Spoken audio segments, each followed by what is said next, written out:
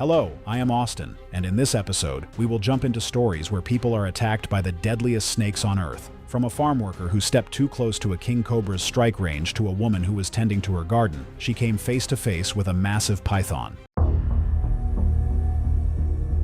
It was August 15th, 2014. It was a hot summer evening in Scottsdale, Arizona. Douglas Jackson lived in a nice neighborhood where most people knew him as the guy who took pictures of animals for magazines. What they didn't know was that Douglas had a secret obsession. For 20 years, he had been collecting the most dangerous snakes he could find, including rattlesnakes and coral snakes that could kill with one bite. He had over 30 of them living in glass boxes stacked in his garage, and though neighbors complained about strange smells and the fire department warned him about the mess and poor airflow, Douglas didn't care, because he thought he was an expert. He believed his years of experience handling snakes and his thin leather gloves would keep him safe. The glass tanks were stacked 3 high, wobbling slightly when anyone walked by. Water from cleaning the tanks had spilled all over the concrete floor, making it slippery. There was barely enough room to walk between the tanks, and definitely not enough space to handle dangerous snakes safely. That evening in August, Douglas had a plan. He wanted to take pictures of his newest baby snakes. These little ones had unusual colors that he thought would look great in his personal photo collection. He set up his camera equipment and arranged special lights to get the perfect shots. As he worked, some of the rattlesnakes started acting nervously. They lifted their heads and made soft hissing sounds when he walked past their tanks. Their tongues flicked in and out, tasting the air. A few of them coiled their bodies tight, ready to strike. These were warning signs that Douglas should have noticed, but he was too focused on his photography project to pay attention. Douglas decided he wanted to photograph 2 snakes together. He reached into one of the tanks to pick up a rattlesnake, then bent down toward another. Trying to hold both snakes at once was reckless. Any experienced handler would never risk it, but Douglas, confident in his years of experience, underestimated just how quickly things could go wrong. It was a terrible mistake. The first rattlesnake twisted angrily in Douglas's grip and struck his wrist, fangs sinking through his thin gloves. He cried out in pain and stumbled backward, landing in a puddle of water on the slick garage floor. His feet slid out from under him and he crashed into one of the smaller glass tanks. The tank shattered, sending shards across the floor, and a coral snake tumbled out, startled by the noise and sudden movement. It struck defensively, biting Douglas on the side of his neck before retreating. Each time he jerked or shifted, the snake briefly struck again, always defending itself rather than chasing him. In the confusion, 4 snakes each delivered 1 or 2 defensive strikes as Douglas stumbled across the wet floor, then quickly retreated to corners of the garage. A young coral snake bit his arm, while a large rattlesnake struck his leg before coiling briefly and sliding away. The rattlesnake bites burned immediately, and within minutes his skin was swelling, making it painful and difficult to move. The coral snake's neurotoxin worked more slowly. At first, Douglas noticed tingling in his lips and numbness in his fingertips. Several minutes later, his eyelids began to droop,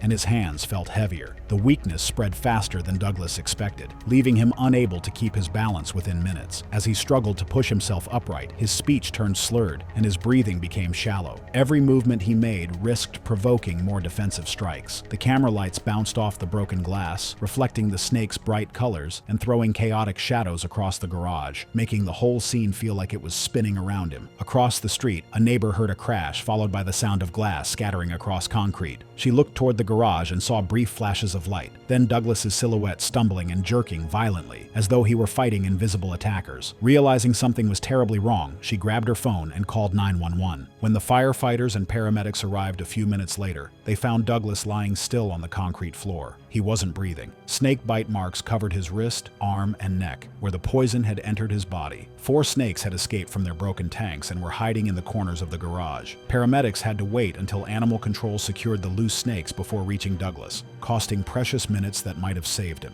The garage was a complete mess. Broken glass, spilled water, and damaged camera equipment covered the floor. Some cameras were still recording, and investigators later reviewed the footage. It showed the rattlesnakes coiling defensively and striking briefly, and the coral snake delivering short, defensive strikes before retreating. The video confirmed the dangers Douglas had ignored for years. All of Douglas's snakes were removed and sent to licensed facilities with trained handlers. The garage was treated as a biohazard site because of the venom, blood, and broken glass on the floor. Cleanup crews wore protective gear as they disinfected surfaces, removed contaminated debris, and safely disposed of Douglas's damaged photography equipment.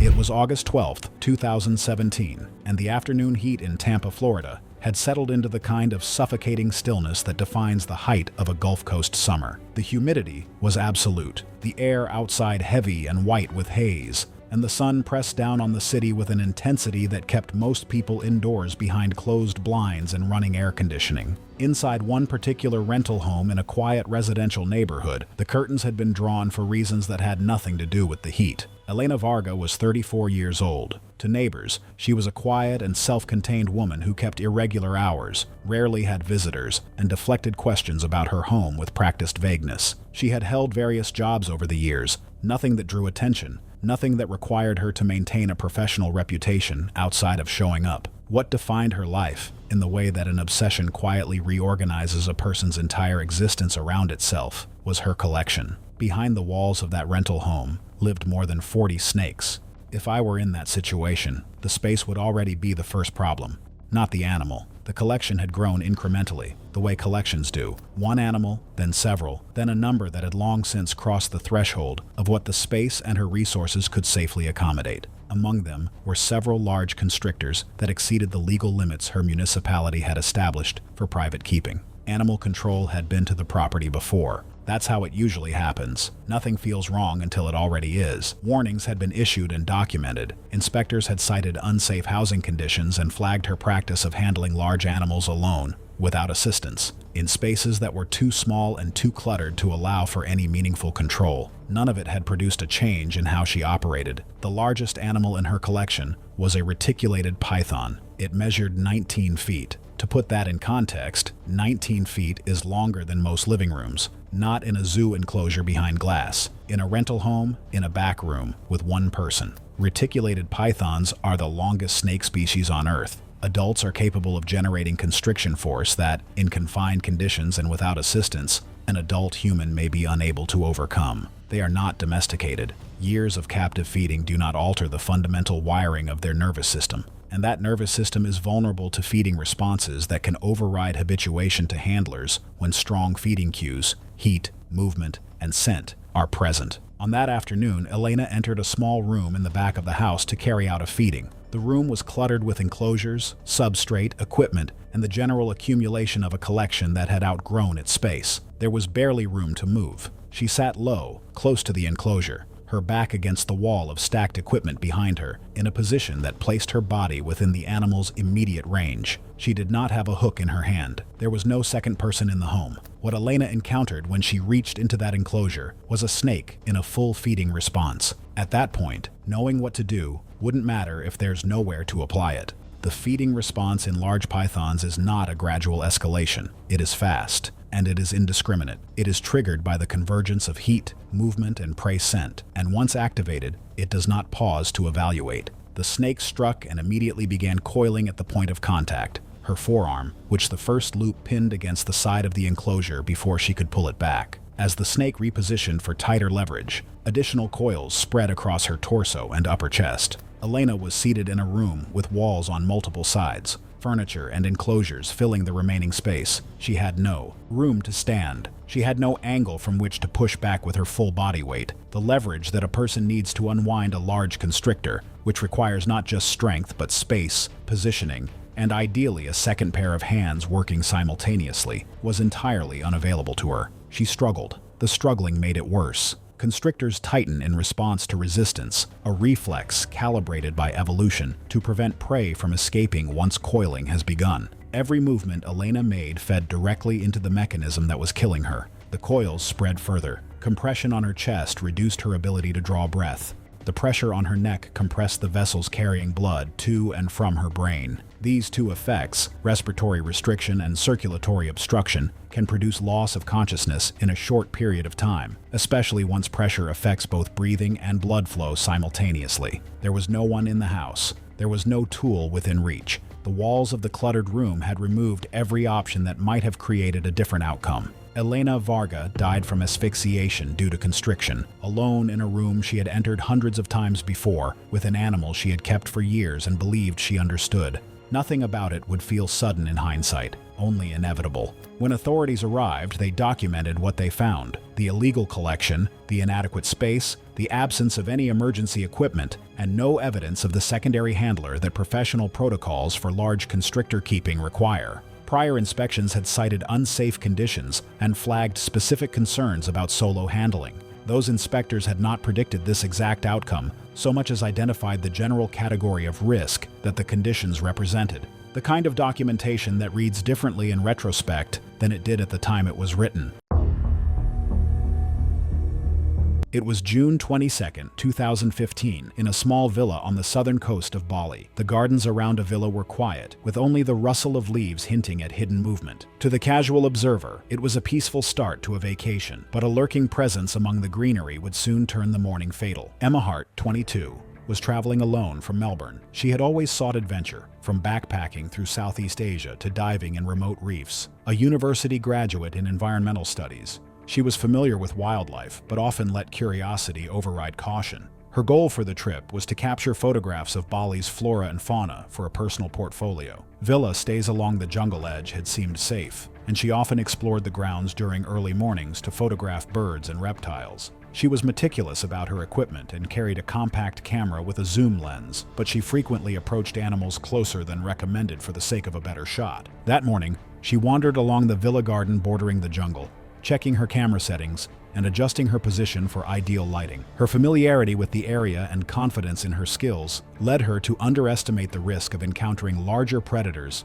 that could blend into the undergrowth. At the time, she was roughly 75 feet from the villa's main building, with only the faint outline of a gardener tending distant flower beds, 50 feet away from her position, and partially hidden by a row of hedges. The villa garden sloped slightly toward the dense jungle, with tall grasses and ornamental shrubs providing cover. It was the perfect environment for reticulated pythons, which can grow over 20 feet long and weigh more than 150 pounds. These constrictors are ambush predators, relying on camouflage and sudden, powerful strikes. They coil tightly around their prey, gradually increasing pressure until asphyxiation occurs, and their musculature allows them to maintain constriction for several minutes without tiring. Though non-venomous, their size and strength make them capable of overpowering adult humans. A local gardener had advised all villa guests to stay on cleared paths and avoid the brush near the jungle's edge. Signs warning of large snakes were posted at the villa entrance. Emma acknowledged these earlier, but treated them lightly, reasoning that the pythons were slow and would avoid human contact if observed. Other tourists had occasionally photographed snakes safely from distances of 15 to 20 feet, and Emma believed she could emulate this caution while approaching the animal for a better frame. Around 8:30 a.m., Emma spotted a large python partially sunning itself beneath a bush near the garden's edge. She crouched slowly, lifting her camera to focus, moving closer than advised. The snake remained motionless, its scales blending with shadows in the undergrowth.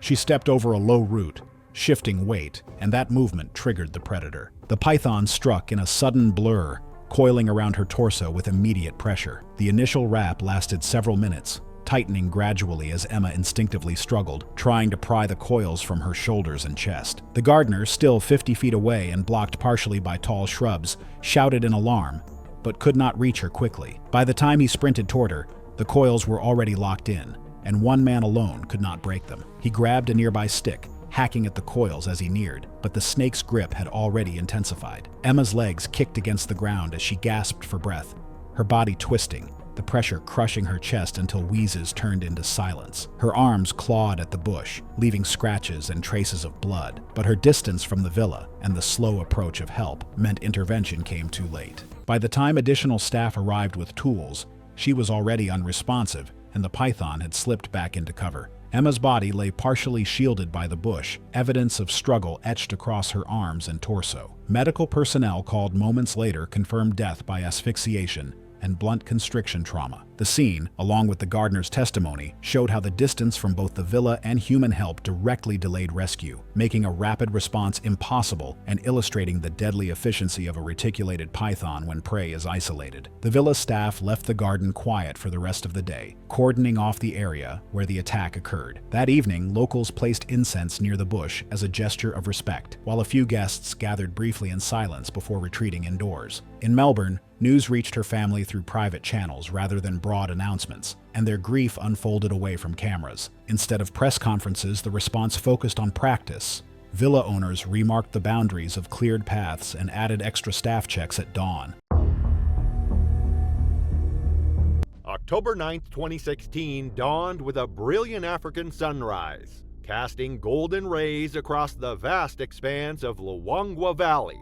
The air was thick with humidity, promising another scorching day in the Zambian wilderness. For Dr. Eileen Moravec, this weather was perfect, ideal conditions for the cold-blooded subjects of her research to emerge from their nighttime hideaways. At 39, Eileen had dedicated her entire adult life to understanding the world's most misunderstood creatures.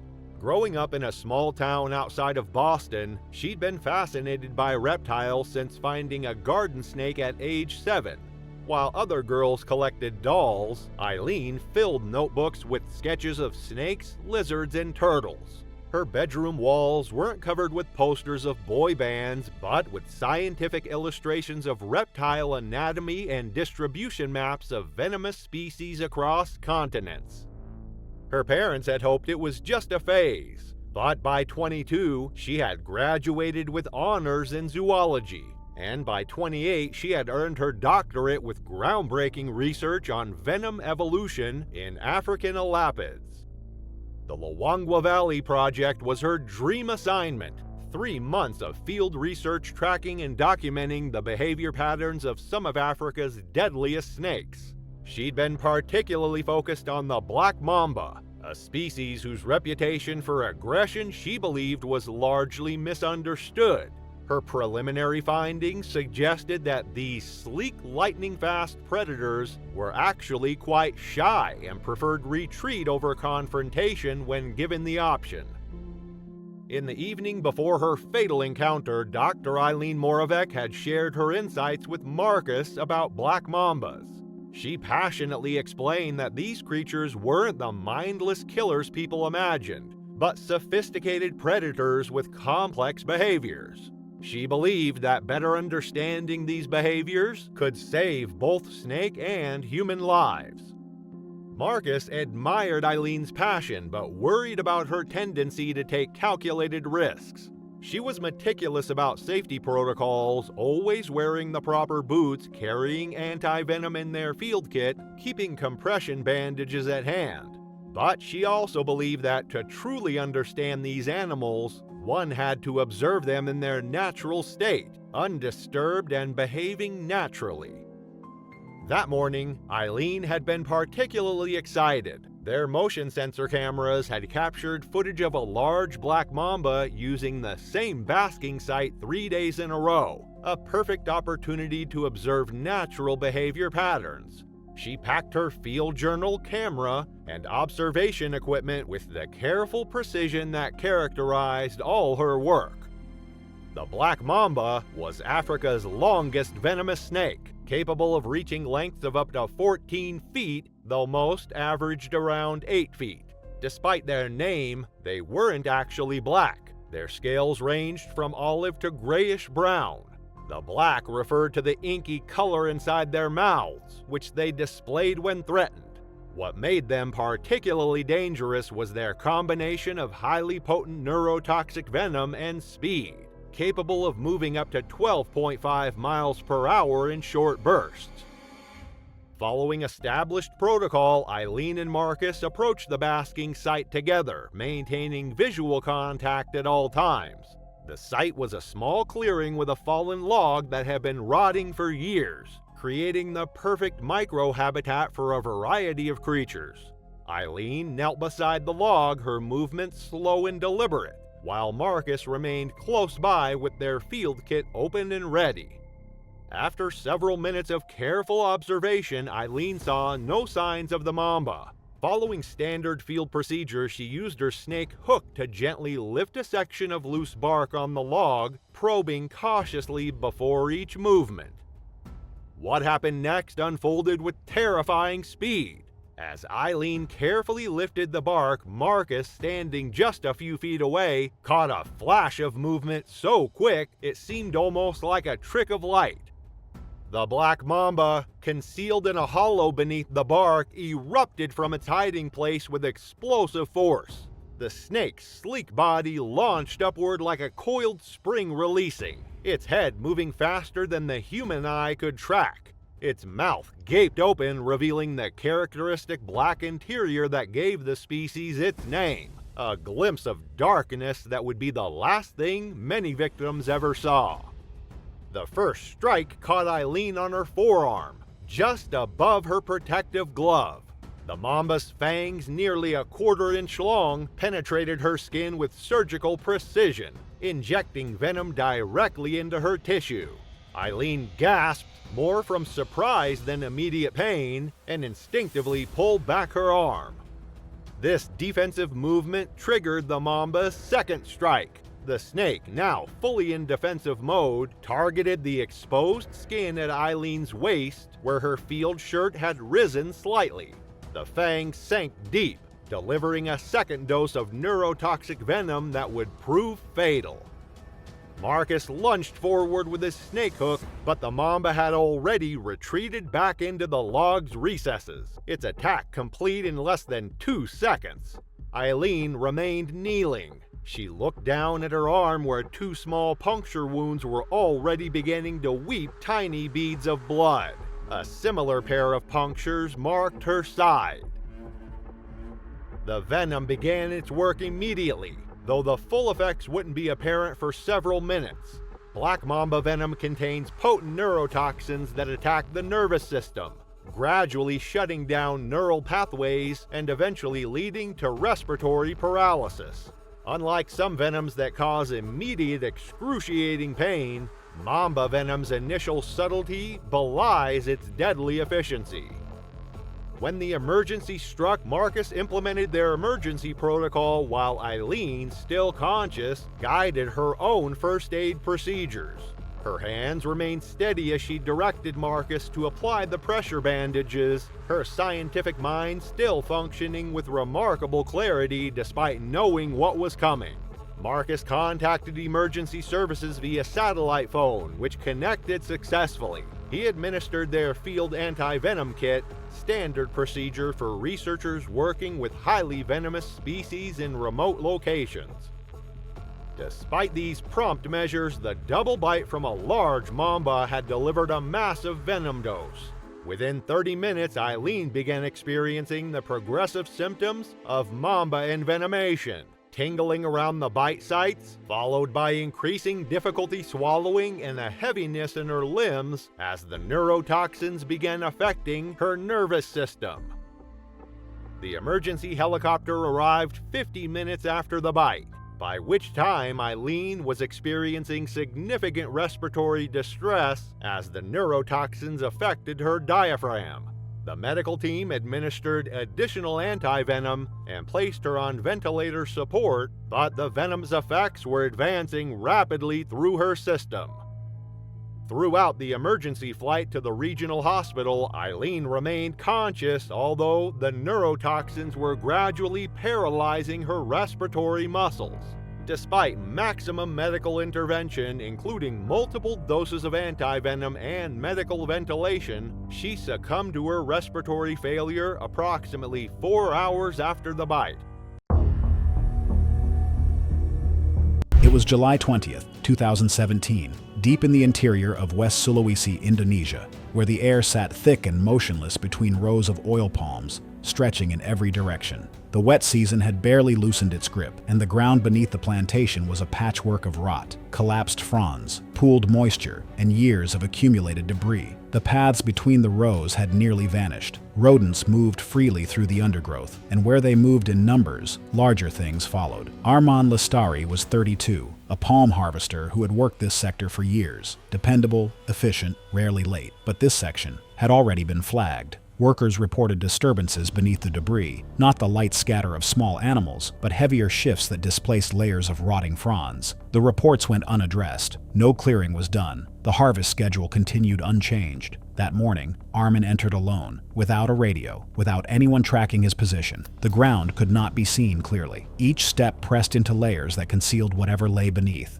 In terrain like this, experienced workers typically probe ahead or clear space before committing their weight. Armand didn't. Familiarity replaced caution. He moved as though the ground could still be trusted. The reticulated python is the longest snake species on Earth. Adults regularly exceed 5 meters, with exceptional individuals beyond 7. They are ambush predators, relying on stillness, camouflage, and heat-sensitive pits that detect warm-blooded movement. Their patterned scales break up their outline against debris like this. They do not chase. They wait until the distance closes. The python had positioned itself beneath a collapsed layer of fronds, its body loosely coiled, partially buried by debris that had settled over it. It had still been long enough to disappear into the environment. Nothing shifted, nothing warned. Armand stepped within range. The strike came upward and forward in a single explosive motion, connecting high against his thigh and hip. The impact disrupted his balance. The teeth set instantly, curved backward, and locked into fabric and flesh with no release. He reacted, trying to pull away, but the movement worked against him. The snake surged forward, its body uncoiling with force, wrapping its first loop around his upper leg and waist as his footing gave out. He went down hard. The initial seconds were violent. Dry fronds snapped. Loose debris shifted as both bodies struggled for position. Armand tried to push up, but the terrain offered no stability. The snake advanced, its body flowing forward in thick, muscular loops. A second coil climbed higher across his torso, then another. Each loop tightened, overlapping, anchoring, removing space. His arms came up, trying to wedge between the coils and his chest, but the openings closed faster than he could create them. Constriction began immediately. It did not crush, it compressed. Each time Armand exhaled, the coils tightened, reclaiming the space his lungs had occupied. His next breath was smaller, then smaller again. Within moments, the pressure began interfering with circulation, reducing oxygen delivery to the brain. He struggled, but it wasn't enough. The snake's mass, combined with unstable ground, prevented leverage. His movements became shorter, less coordinated. The resistance weakened because his body was being deprived of the ability to continue. The noise faded quickly. What began as a brief struggle settled into stillness. Within minutes, his movement stopped. The python did not release. It maintained pressure well after all motion ceased, responding to any remaining internal movement with subtle adjustments. Only after an extended period without response did the tension ease. The plantation returned to silence. Time passed. When the snake began to move again, it did so slowly. It repositioned along the body, orienting for ingestion. It did not begin immediately. It waited, ensuring there was no movement, before starting at the lower extremities, its jaws gradually working over the legs. When Armand failed to return, a search was organized. The initial site was easy to identify. Flattened fronds marked the struggle. The ground showed sudden displacement. From there, drag marks led deeper into the densest growth. His boots were found first, then his tool belt. The python was located not far from the drag trail, its body heavily distended, motionless, except for slow rhythmic expansion along its midsection. After feeding, large pythons often remain nearby, conserving energy while digestion begins. The discovery confirmed what the earlier reports had warned. The case reignited concerns about sending workers alone into uncleared sectors where large predators had been observed. In regions where reticulated pythons are present, fatal encounters, while rare, are documented, often involving isolation, poor visibility, and ignored warning signs. Armand had entered a sector that had already shown signs of risk. No adjustments had been made, and in terrain like that, one step was enough.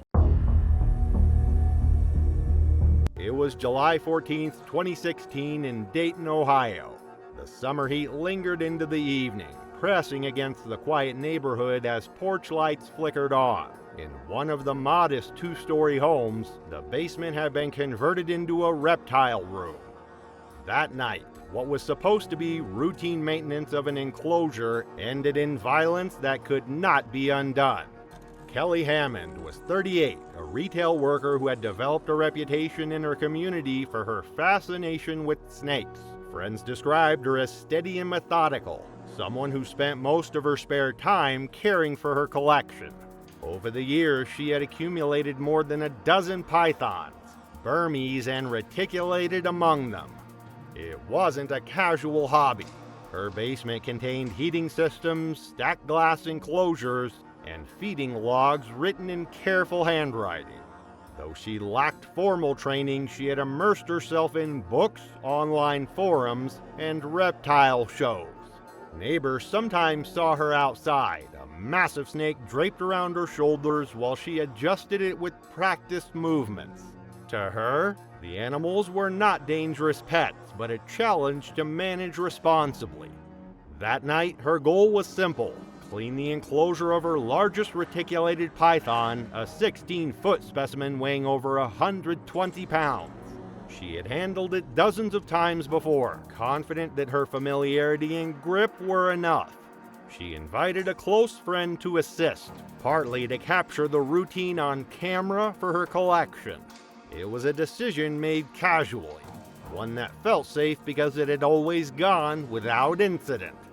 Reticulated pythons are the longest snakes in the world, with adults often exceeding 15 feet in captivity. Though non-venomous, they kill by constriction, tightening each coil every time their prey exhales. Their bodies are pure muscle, able to exert crushing pressure strong enough to crack ribs or stop circulation within minutes. Captive specimens retain the same hunting instincts as their wild counterparts, responding quickly to movement and body heat. Warnings existed.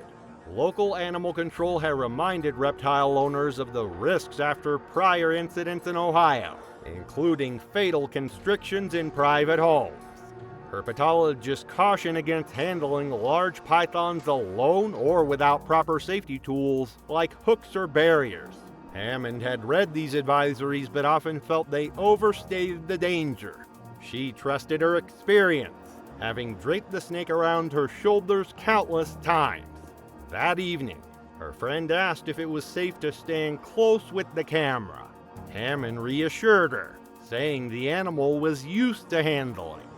At first, the snake slid from her arms with slow, heavy movements. Hammond shifted its bolt carefully, trying to guide it into a temporary container while she cleaned.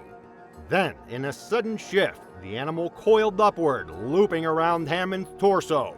Her arms were pinned against her sides, her balance tipping backward. At first, her friend thought it was part of the demonstration. Hammond had often shown how strong the python was, letting it cling to her before gently unwinding it. But this time the coils tightened sharply, each contraction pushing deeper into her chest. She managed to say she couldn't breathe, her voice broken and strained. The python's head angled upward, pressing against her neck. Hammond staggered and fell hard onto the floor, the weight of the snake driving into her ribs. Her friend dropped the camera and tried to pry at the coils, but they didn't move. The snake's body tightened rhythmically, each exhale met with a squeeze. The sound of ribs cracking broke through the struggle, described later as a sharp snap like dry wood splitting. Hammond screamed once, then the air left her body in a shudder. Her face flushed red, then purple, as the python's body worked higher, circling her shoulders and jaw. The bulk of the animal covered her chest and head, muffling any further sound. Her friend pulled and shouted for help, but the weight and strength of the snake were impossible to overcome. A neighbor who heard the cries went in and saw the situation. He immediately called animal control. Minutes stretched as she went still, her body pinned under the shifting coils. By the time animal control arrived, Hammond was unresponsive. The python had loosened slightly, its body resting heavy across her torso. Removing it required multiple officers, each pulling to unwind the coils one by one. And by the time she was free, she was pronounced dead at the scene. Her body showed deep bruises along the chest and back, broken ribs, and severe compression injuries. Her funeral in Dayton was small, attended by family and a handful of fellow reptile enthusiasts. The service was quiet, reflecting her life more than her death. Local authorities seized her remaining snakes, relocating them to licensed facilities under tighter supervision. Ohio's Department of Agriculture reviewed private ownership laws for large constrictors, citing the case as evidence that stricter enforcement was necessary. It was May 22, 2016. Morning fog covered the trees along the Kinabatangan River in Borneo. Arif Hamza was 32 years old and had been leading nature tours along the river for almost 10 years. Other tour guides knew him as the man who could find rare animals, especially snakes, and take pictures of them for magazines around the world. People respected his skills and knowledge, but Arif often ignored basic safety rules because he believed his years of experience made him safer than he really was. That morning, his goal was to find a rare green pit viper snake for a magazine job, and he loved taking pictures of wildlife so much that he often took risks other people would never take. The area along the river was muddy from rain the night before, with water sitting in small pools everywhere, and wet leaves making the ground slippery under Arif's boots. The forest was so thick that sunlight only came through in thin beams, creating dark patches that hid holes, underwater branches, and other things that could trip someone. This silence made things feel tense, like something dangerous might be hiding in the mud or under the leaves. Green pit vipers are small but very poisonous snakes. When they bite, they inject strong poison that causes pain, swelling, and bruising right away.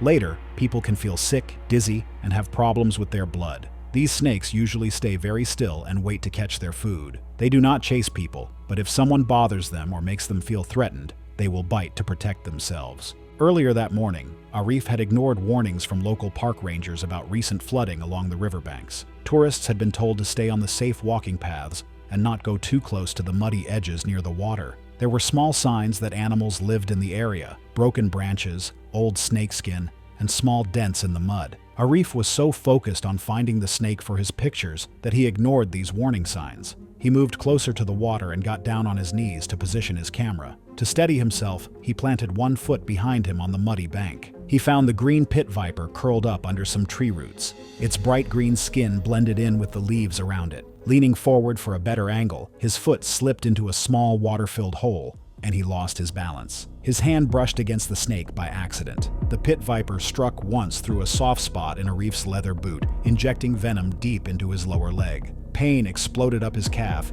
and as he stumbled back, the snake struck once more before retreating into the roots. Arif fell partly into the shallow river, the mud sucking at his boots and making it hard to stand. Within minutes, his legs swelled and turned dark purple. Each time he tried to shift his weight, the pain and slick mud made him slip again, leaving him splashing in the water. His camera tipped over and sank, and the tourists panicked, some slipping on the bank, others running for help. Arif's strength drained quickly. The swelling and pain made it nearly impossible to move, and dizziness from venom and shock left him too weak to stay upright. He collapsed forward into the muddy water, unable to push himself back up. By the time other guides arrived, Arif had lost consciousness face down in the muddy water, and the shallow current had already claimed him. The pit viper had already disappeared back into the roots by the time the area was secure. Tourists later shared videos and photos that showed how quickly the situation had spiraled out of control. Tourists later shared their photos and videos, which showed how quickly the situation spiraled out of control. Local authorities recovered a waterproof camera case that preserved the moment of his slip and first strike. The incident was covered by a local wildlife blog, which warned of the dangers of leaving safe paths near snake habitats. Tour companies changed their rules soon after, banning solo photography near riverbanks and requiring guides to carry protective gear and maintain constant contact with their groups. The recovered footage was later used in training sessions as a sobering reminder of how quickly one mistake can turn deadly in the wild.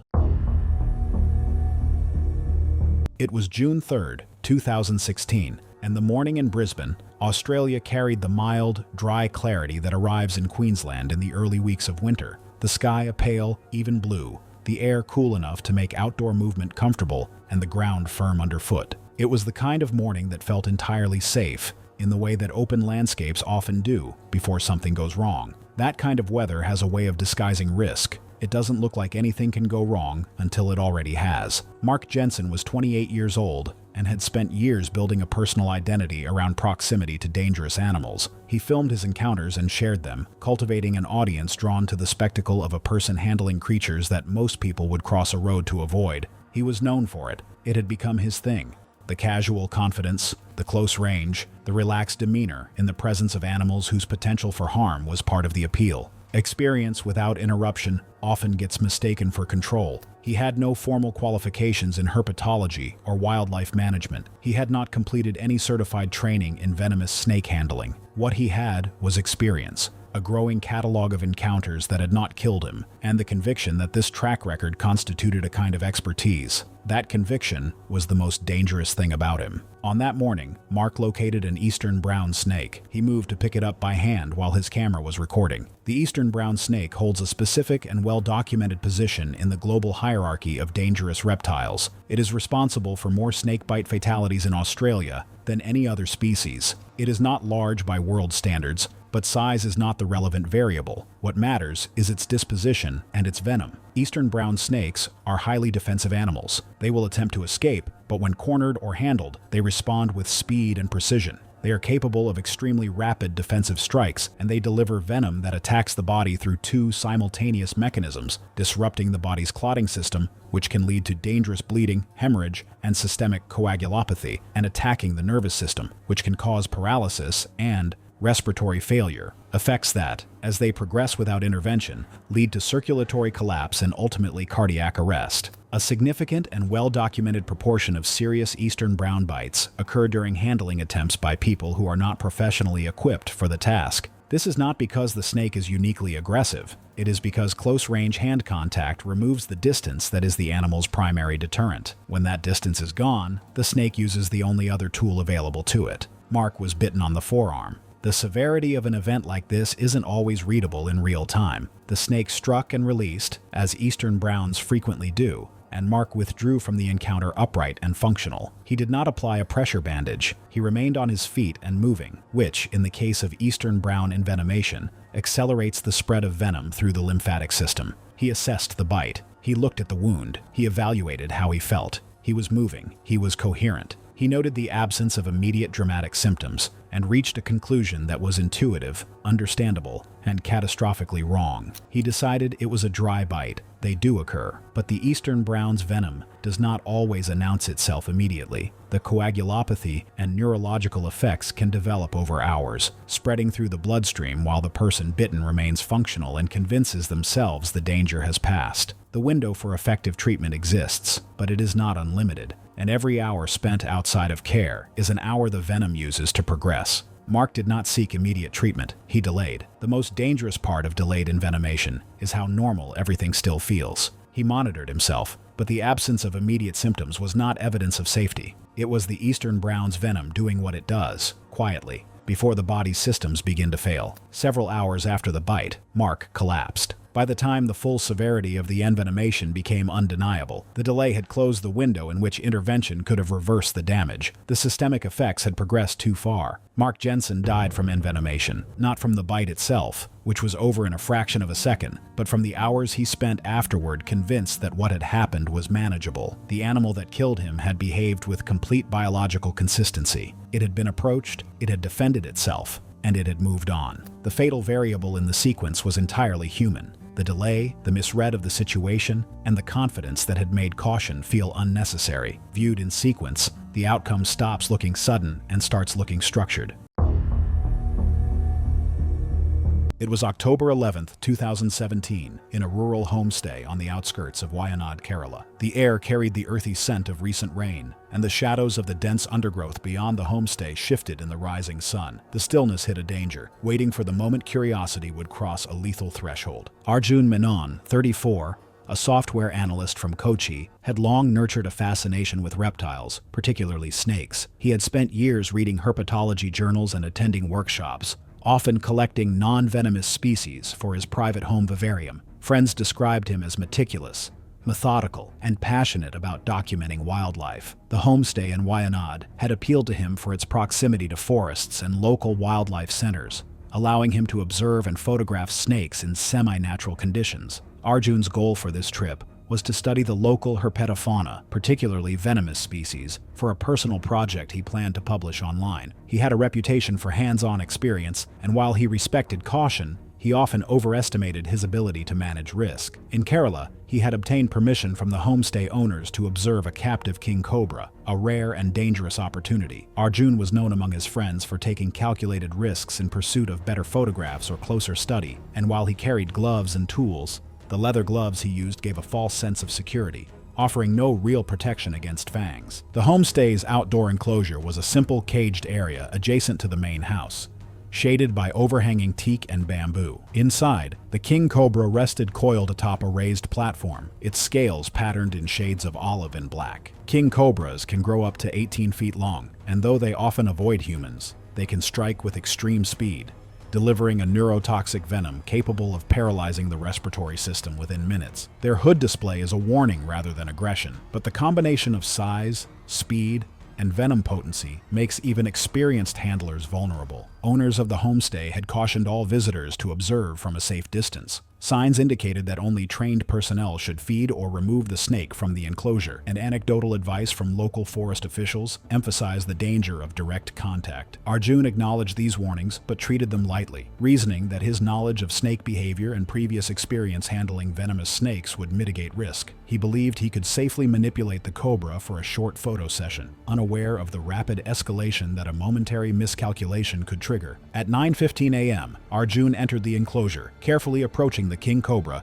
with a hooked pole and thick leather gloves. Though he believed them protective, they did nothing to stop a strike. He lifted the snake from its resting coil to adjust its position for a close photograph. The cobra initially remained still, tongue flicking. Arjun adjusted his camera angle, leaning closer, and the snake suddenly reared, spreading its hood in a defensive posture. In the next instant, it struck, sinking its fangs deep into his left hand. The initial bite was quick, but the venom injection was sufficient to trigger systemic effects almost immediately. Arjun staggered, withdrawing his hand. He attempted to move back, but vision blurred and muscles weakened rapidly. Within minutes, he began to slur words, his breathing growing shallow. The homestay owner shouted, rushing into the enclosure with a first aid kit and trying to immobilize Arjun's arm, applying pressure to slow venom spread. Arjun's body trembled as neurological symptoms intensified, and he struggled to maintain consciousness, unable to articulate clearly. Over the next 10 minutes, respiratory paralysis developed. Arjun collapsed to the ground, his movements sluggish and uncoordinated. The homestay owner called emergency services, while trying desperately to keep him breathing. Though without proper equipment, his efforts were ineffective. Attempts to administer first aid were hampered by panic and the rapid progression of neurotoxic effects, which rendered voluntary muscle control impossible. By the time anti-venom arrived approximately 30 minutes after the bite, it was administered intravenously, but without assisted ventilation, the treatment came too late. Arjun's heart slowed and respiration ceased within minutes,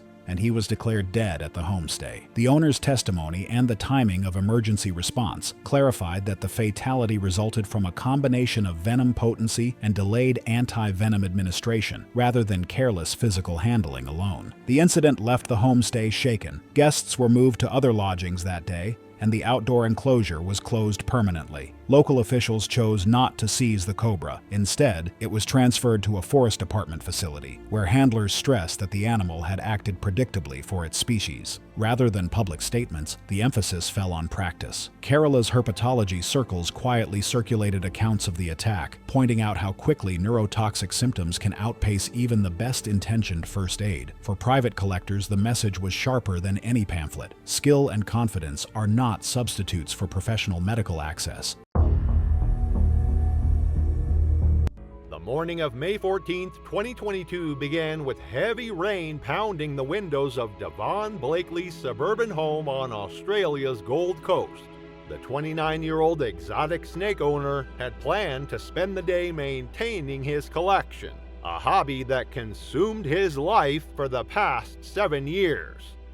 Devon was known throughout the reptile enthusiast community for his extensive knowledge and growing collection of venomous species.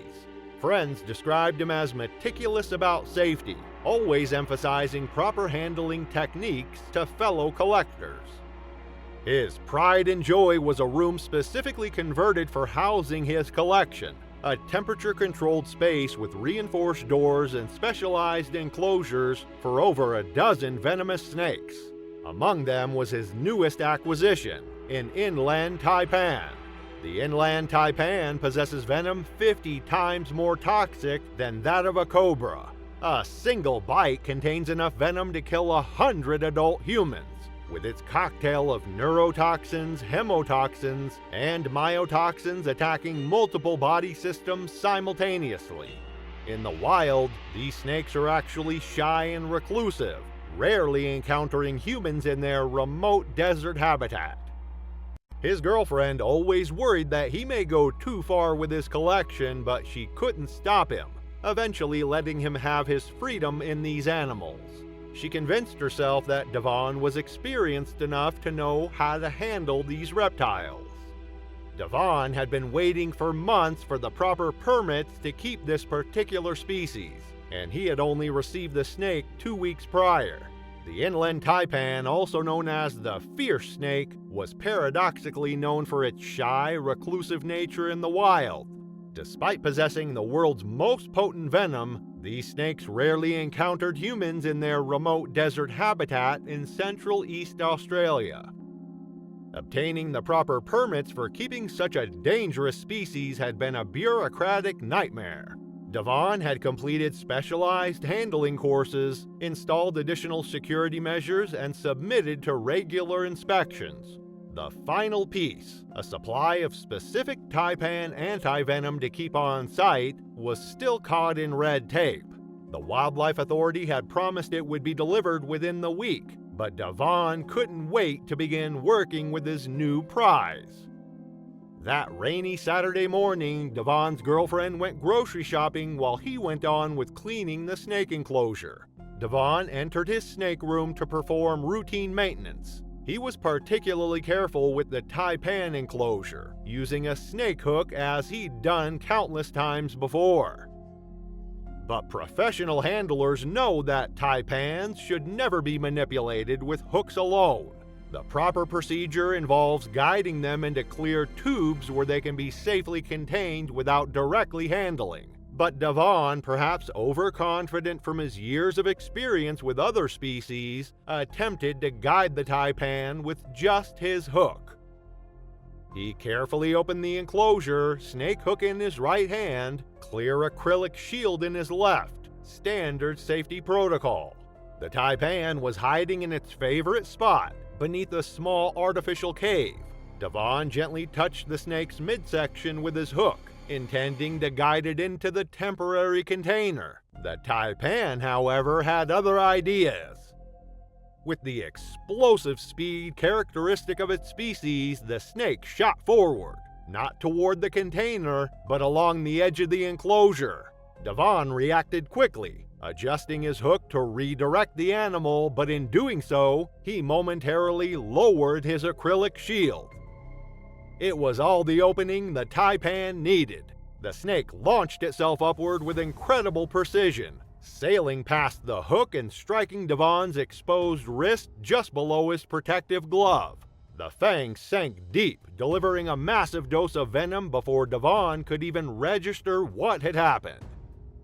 The feeding schedule indicated the taipan was due for a meal, and Devon prepared accordingly, knowing that hungry snakes were often more aggressive.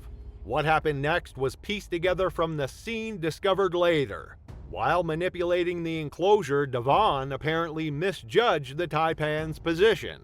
The snake, quick and agile despite its typically calm demeanor, evaded the hook and struck, sinking its fangs into Devon's wrist between his protective glove and sleeve. Following his emergency protocols, Devon attempted first aid, applying a pressure bandage to the bite site. He had been waiting for a specialized antivenom delivery that had been delayed due to licensing requirements. Without this crucial antidote on hand, Devon's situation quickly became dire. The inland taipan's venom was primarily neurotoxic, but also contains powerful hemotoxins and myotoxins.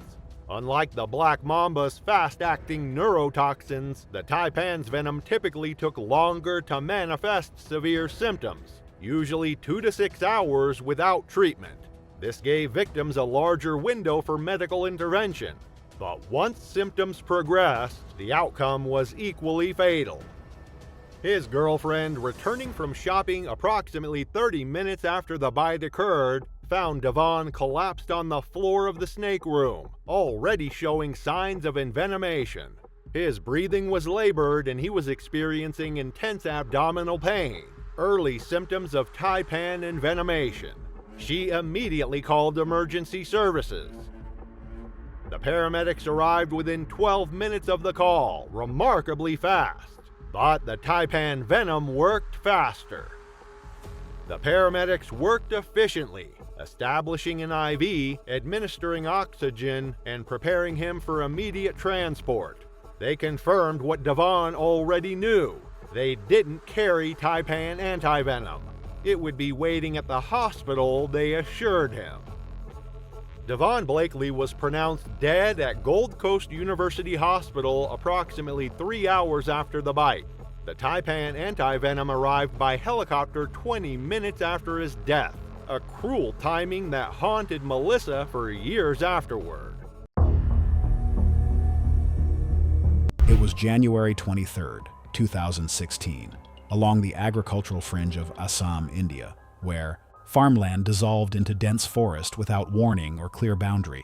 The transition happened gradually, cultivated rows giving way to tall grass giving way to tangled brush giving way to the kind of darkness that even midday light struggled to penetrate.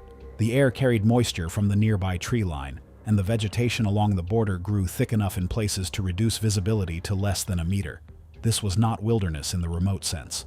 People worked here daily, but the forest edge was not farmland, and the things that lived inside it did not recognize the distinction. Rakesh Dutta was 38 years old, a farm worker who had spent years moving along this exact stretch of land. He knew the fields, he knew the paths, he knew the general shape of the forest border the way anyone knows a place they have passed 1,000 times without incident. That familiarity had a cost. It had gradually replaced caution with routine, and routine with the assumption that survival would continue. On the morning of January 23rd, Rakesh moved along the forest edge, the same way he always had, quickly, without clearing a path, without accounting for what the dense brush ahead might conceal. The vegetation along that stretch was particularly thick. Tall grass pressed against the tree line, and the brush had grown into an unbroken wall in several sections. Visibility dropped sharply the moment he moved off the open path. He was several steps into the dense growth before the distance between him and what was already there had closed to almost nothing.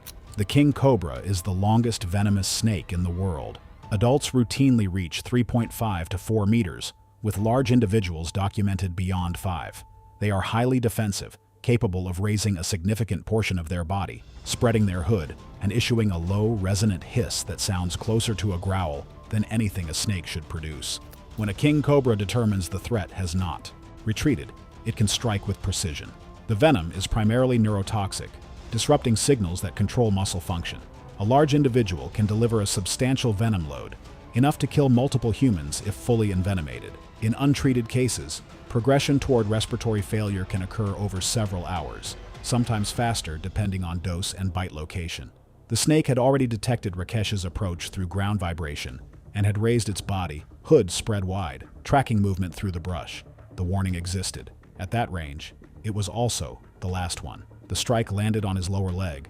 The fangs made contact long enough to deliver venom before the snake withdrew. It did not pursue. It repositioned, hood still spread, body still elevated. The encounter from the snake's perspective was already over. From Rakesh's perspective, it was just beginning. Pain was present, but not dominant, quickly overshadowed by what seemed like a manageable injury. 2 puncture wounds marked the bite, with mild swelling forming. He remained mobile. The venom's neurological effects do not always announce themselves immediately. There is often a deceptive window where a person can still walk, think clearly, and underestimate what has already entered the bloodstream. Rakesh moved away without seeking treatment, a common and often fatal mistake in remote snakebite cases. That window did not last. Within the first hour, subtle neurological symptoms surfaced. His eyelids drooped. Coordination slipped, first subtly, then beyond control. Speech thickened. Muscles responded slower, then inconsistently, as signals began to fail. Over the following hours, the progression deepened. Swallowing became difficult as throat muscles weakened. The muscles of his chest, responsible for breathing, began to fail in the same incremental way everything else had. Breathing became shallow, then strained, then insufficient. Without antivenom, paralysis continued until the respiratory muscles could no longer sustain life. Respiratory failure followed. Not sudden, but the final stage of a process set in motion the moment the venom entered his bloodstream. Responders reached the area after Rakesh failed to return. The scene showed disturbed vegetation and footprints indicating staggered movement away from the initial contact point. The snake was not present. Findings were consistent with envenomation from a large neurotoxic species, most likely a king cobra based on regional presence and behavior. Authorities later reviewed safety practices along agricultural forest borders where encounters like this had been documented. Local farming communities received the news with the weight of a danger long understood. Rakesh's family had watched him walk that same stretch countless times. Routine had made it feel safe. It never was. Rakesh Dutta's story ended at the edge of a field he had worked his whole life, taken by something that never chased him, never hunted him, and never needed to. It was March 19, 2015 in Tampa, Florida. The air was heavy with humidity, the kind that clung to garages and dim backyards as dusk set in. Inside one suburban home, the sounds of teenagers talking and laughing filled the cluttered space. A reptile cage dominated one corner, and what began as a show of confidence would end in silence that no one present could forget. Marcus Rivera was 17, a high school junior with a restless energy and a fascination with reptiles. Known among friends for showing off unusual pets, he had gradually collected lizards, pythons, and finally a green anaconda he had purchased from a private breeder despite local restrictions. He nurtured a reputation as the one willing to handle what others would not, priding himself on strength and control. His parents had warned him repeatedly, but he brushed it off, convinced he had the knowledge to manage the animals. For Marcus, the anaconda was not just a pet, but proof of his daring.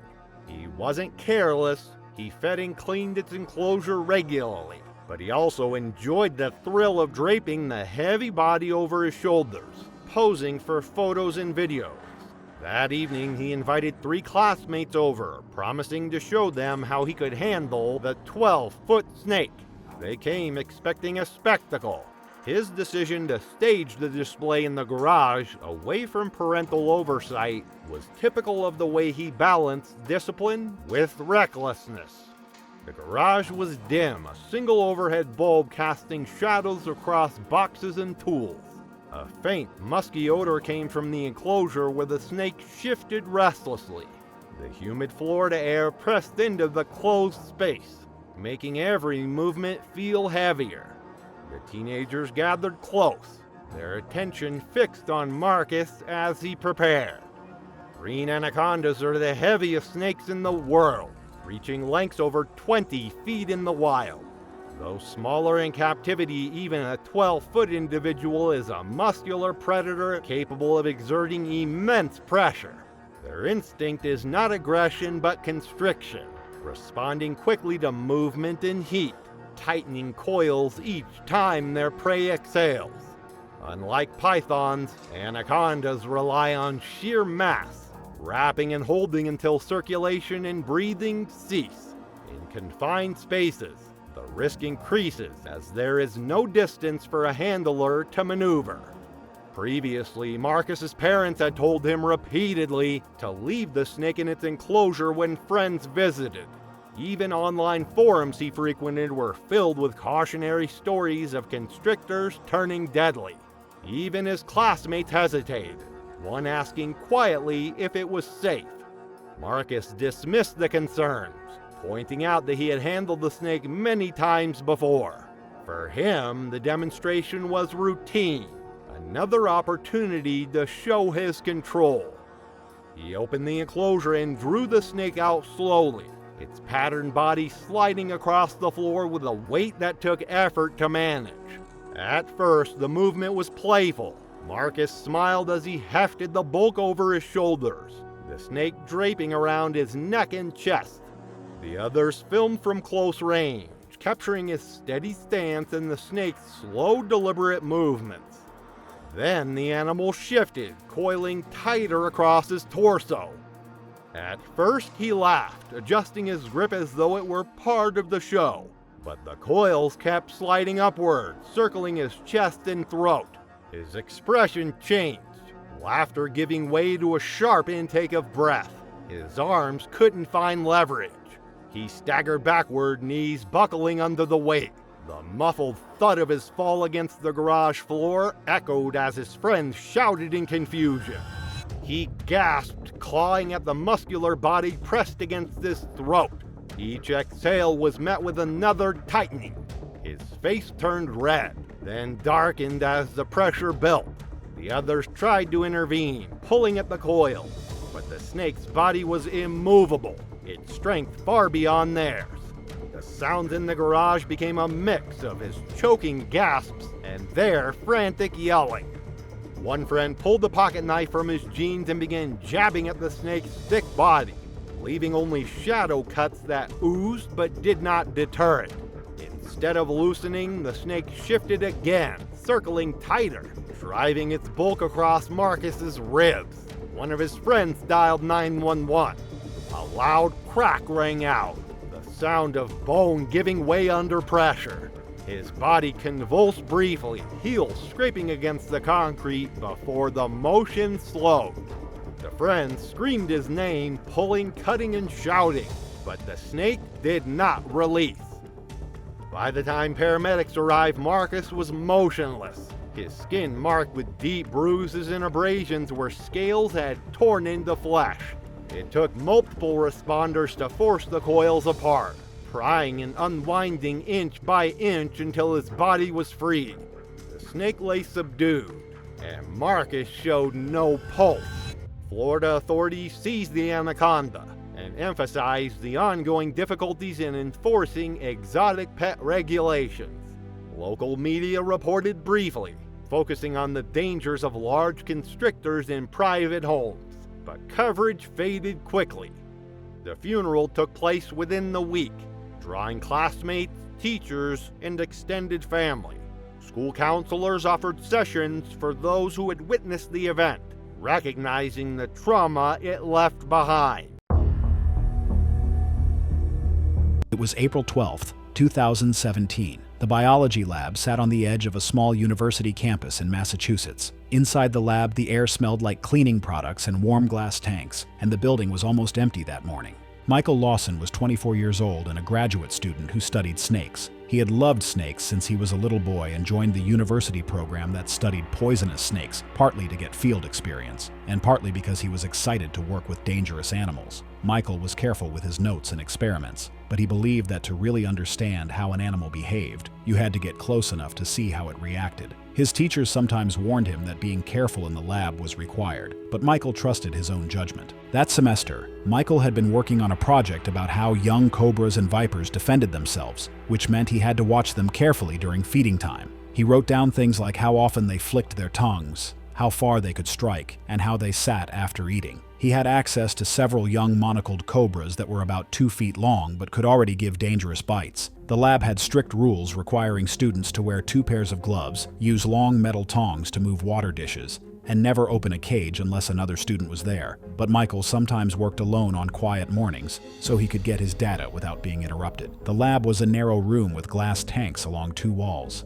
Each tank had a label showing what kind of snake lived inside and when it should be fed. A metal table in the center held notebooks, feeding tongs, and a locked box that contained medicine for snake bites. The room felt calm, but had a tense feeling underneath. The snakes inside were alert, and some were coiled near the front of their tanks. Several had been handled earlier that week for health checks, which made them more defensive than usual. The faint rattling sound from a young viper in the corner reminded anyone who entered that these were not classroom pets, but a collection of living, dangerous animals. Monocled cobras are small but very fast. They can strike in fractions of a second. Their poison mainly affects muscles and breathing. Symptoms can start within minutes if the bite is bad enough. A person might get droopy eyelids, slurred speech, and weakness before their body becomes paralyzed. Young snakes might inject smaller amounts of poison, but even one bite can kill someone without fast treatment. The lab kept antidote medicine, but only trained people could give it under supervision. That morning, Michael wore his usual thin lab gloves, but skipped the rule about using tongs or a hook to move objects inside the enclosure. He wanted a clear view for his camera and thought it would be faster to use his hands. He set up his notebook and a small camera on a tripod to record how the cobra acted during feeding. When he opened the latch on the tank, the cobra inside spread its hood slightly, showing it was alert. Michael tapped the side of the tank gently with a metal tong, a normal way to see if the snake was ready to eat. Then he reached in to move the water dish by hand. The sudden movement startled the snake. It struck once, fast, catching his wrist just above where the glove ended, then retreated to the back of the enclosure, hood still spread. The pain hit him right away. It was sharp enough to make him jerk his arm back and hit the edge of the tank. A viper in a nearby tank started rattling in response. Michael grabbed a piece of gauze from the table and pressed it against the bite marks, but his hand was already starting to shake. He tried to close the tank lid, but accidentally knocked over a plastic feeding tub that held mice. The tub hit the floor with a hollow clatter, and the squealing of scared mice set the room on edge. The other snakes coiled tighter and struck at the glass walls of their enclosures. Minutes passed quickly. Michael pulled out his phone with shaking hands, but his grip kept slipping as he tried to dial for help. He pulled the anti-venom kit from the lockbox, but couldn't keep his grip steady enough to use it. When his lab partner arrived, they found him sitting on the floor, leaning against the work table, his breathing uneven. They stayed close and kept talking to him, trying to stop him from slipping into unconsciousness while calling for emergency help. His eyelids kept dropping, and his hands moved clumsily over the gauze on his wrist. Camera footage and witness accounts later showed him still holding pressure on the wound while knocking over nearby tools with his other hand. His movements slowed until he could no longer stay upright. By the time emergency responders reached the lab, his breathing was shallow and irregular. He stopped responding as they moved him from the floor. Afterward, the lab fell silent. His tripod camera was still running, capturing the enclosure, the brief strike, and the sound of equipment being knocked over. His open notebook remained on the bench, marked with smears where he had pressed his wrist. The university held a quiet memorial and released a short statement about the dangers of venomous snake handling. Outside the department, little was said, no headlines, no press coverage, just a single campus newspaper article that mentioned the loss. In the following weeks, the lab made quiet but permanent changes. Double locks were added to every venomous enclosure, and new handling tools replaced the ones Michael had used. Working alone in the lab was banned entirely. His footage and field notes were archived and later shown to new students during safety training, a reminder that even a careful researcher can miss one step, and that step can be the last.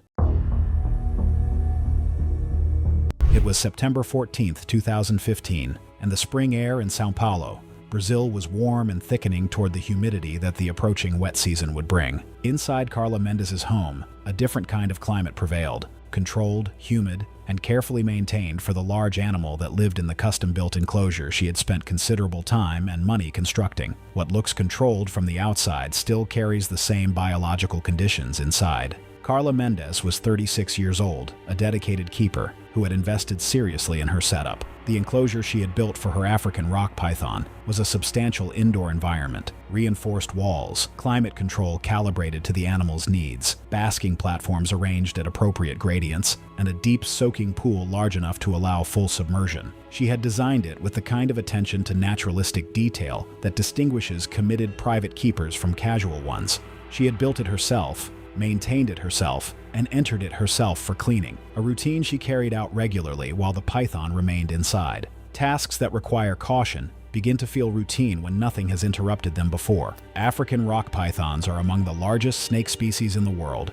Large individuals can exceed 150 pounds, with a muscular density and striking speed that photographs consistently underrepresent. What distinguishes them from many other large constrictors is not just their size, it is their temperament. They are highly reactive animals, known among experienced keepers for their defensive intensity at close range. In confined environments, sudden close-range disturbance can be enough to trigger a defensive strike response. They do not require a feeding context to respond with force. That response is not a decision. It is a reflex, fast, powerful, and shaped by millions of years of an animal that survives by securing threats before they can escalate. In the wild, that reflex fires at predators approaching too closely, at disturbances in the immediate environment, at anything that produces the patterns of movement and disturbance the snake interprets as immediate intrusion. In a closed enclosure, it fires at whatever produces the same signature. The fact that the source is a familiar person completing a familiar task is information the snake does not have access to. Nothing about the situation required urgency at that moment, at least from her perspective. On that afternoon, Carla entered the enclosure alone for a routine cleaning session. The python was positioned near the soaking pool. At some point during the process, she slipped on the wet, submerged flooring and fell into the water beside the snake. The fall was sudden. The splash was chaotic. It produced exactly the kind of sudden, close-range disturbance that triggers a defensive response in an animal like this. The snake bit and held. A defensive bite from an African rock python is not a controlled event. The animal bit into her forearm and maintained the grip. The typical opening move of a startled animal in an enclosed space, not a feeding sequence, but a hold that is self-reinforcing by design. Carla was already disoriented from the fall, already off balance in the water, her back pressed against the near wall of the pool enclosure. Her instinct was to pull back from the bite. That movement registered to the snake as escalating threat, and the animal responded by beginning to coil around the bitten arm, one loop anchoring against the concrete lip of the pool, pinning her forearm against it with the kind of fixed-point leverage that her own movements could not overcome. What followed was a sequence rather than a single event. Her bitten arm was effectively fixed at the pool's edge, held in position by the coil braced against the concrete lip. Her free arm was working against that coil, pushing rather than unwinding, and producing no useful displacement. Each attempt to lift herself clear produced the resistance that reinforced the snake's hold. Each struggle in the water cost energy she could not recover. With one arm anchored at the edge and the pool wall behind her, she had no surface from which to generate the leverage needed to push herself upright, and the position placed her airway repeatedly close to the waterline. She could not stand. She could not hold position long enough to keep her head consistently above the surface. The snake was not consuming her. Its coil had found a fixed point against the pool's own structure, and that anchor, combined with where she had fallen, was sufficient. Exhaustion arrived before any of the other factors were resolved. Carla Mendez died from drowning. The python's grip was not the direct clinical cause of death. It was the mechanism that made escape from the water impossible. The enclosure she had built with such care, designed to give the animal the environment its biology required, had become the environment in which she could not survive the animal's reflexive response to her fall.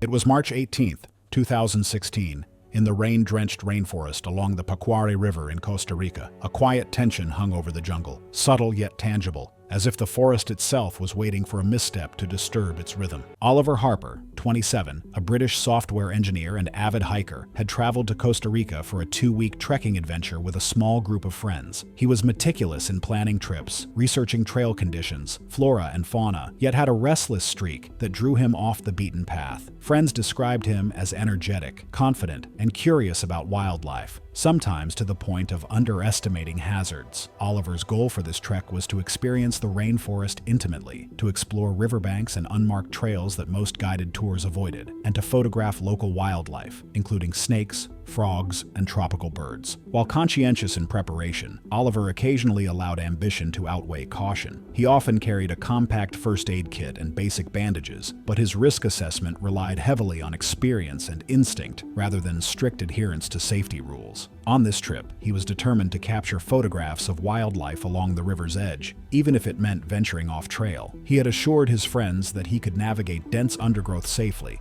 and that encountering venomous snakes was unlikely if he paid attention. Several signs warned hikers of danger. Park rangers had posted notices about recent fertilante sightings near river crossings, and local guides verbally cautioned against stepping off maintained paths. Fer-de-lance snakes, or Bothrops asper, are ambush predators capable of striking up to half their body length in an instant. Adult specimens commonly measure 5 to 6 feet and possess highly cytotoxic and hemotoxic venom, capable of causing severe tissue destruction, internal bleeding, and rapid hypotension. Though generally avoiding humans, they are well camouflaged among leaf litter, making unintentional contact extremely likely during off-trail exploration. The riverbank itself displayed visual cues: scattered shed skins, broken branches, and flattened leaf clusters indicating snake ambush points. Oliver noted these signs but rationalized that careful steps and constant vigilance would allow him to navigate safely. He ventured ahead while his friends paused to rest, moving deliberately, yet confident that he would avoid contact. At approximately 2:45 p.m., Oliver stepped onto a slightly raised mound of wet leaves near the river's edge. Unbeknownst to him, a large adult fer-de-lance lay coiled beneath, tongue flicking and sensing vibrations in the soil. In an instant, the snake struck,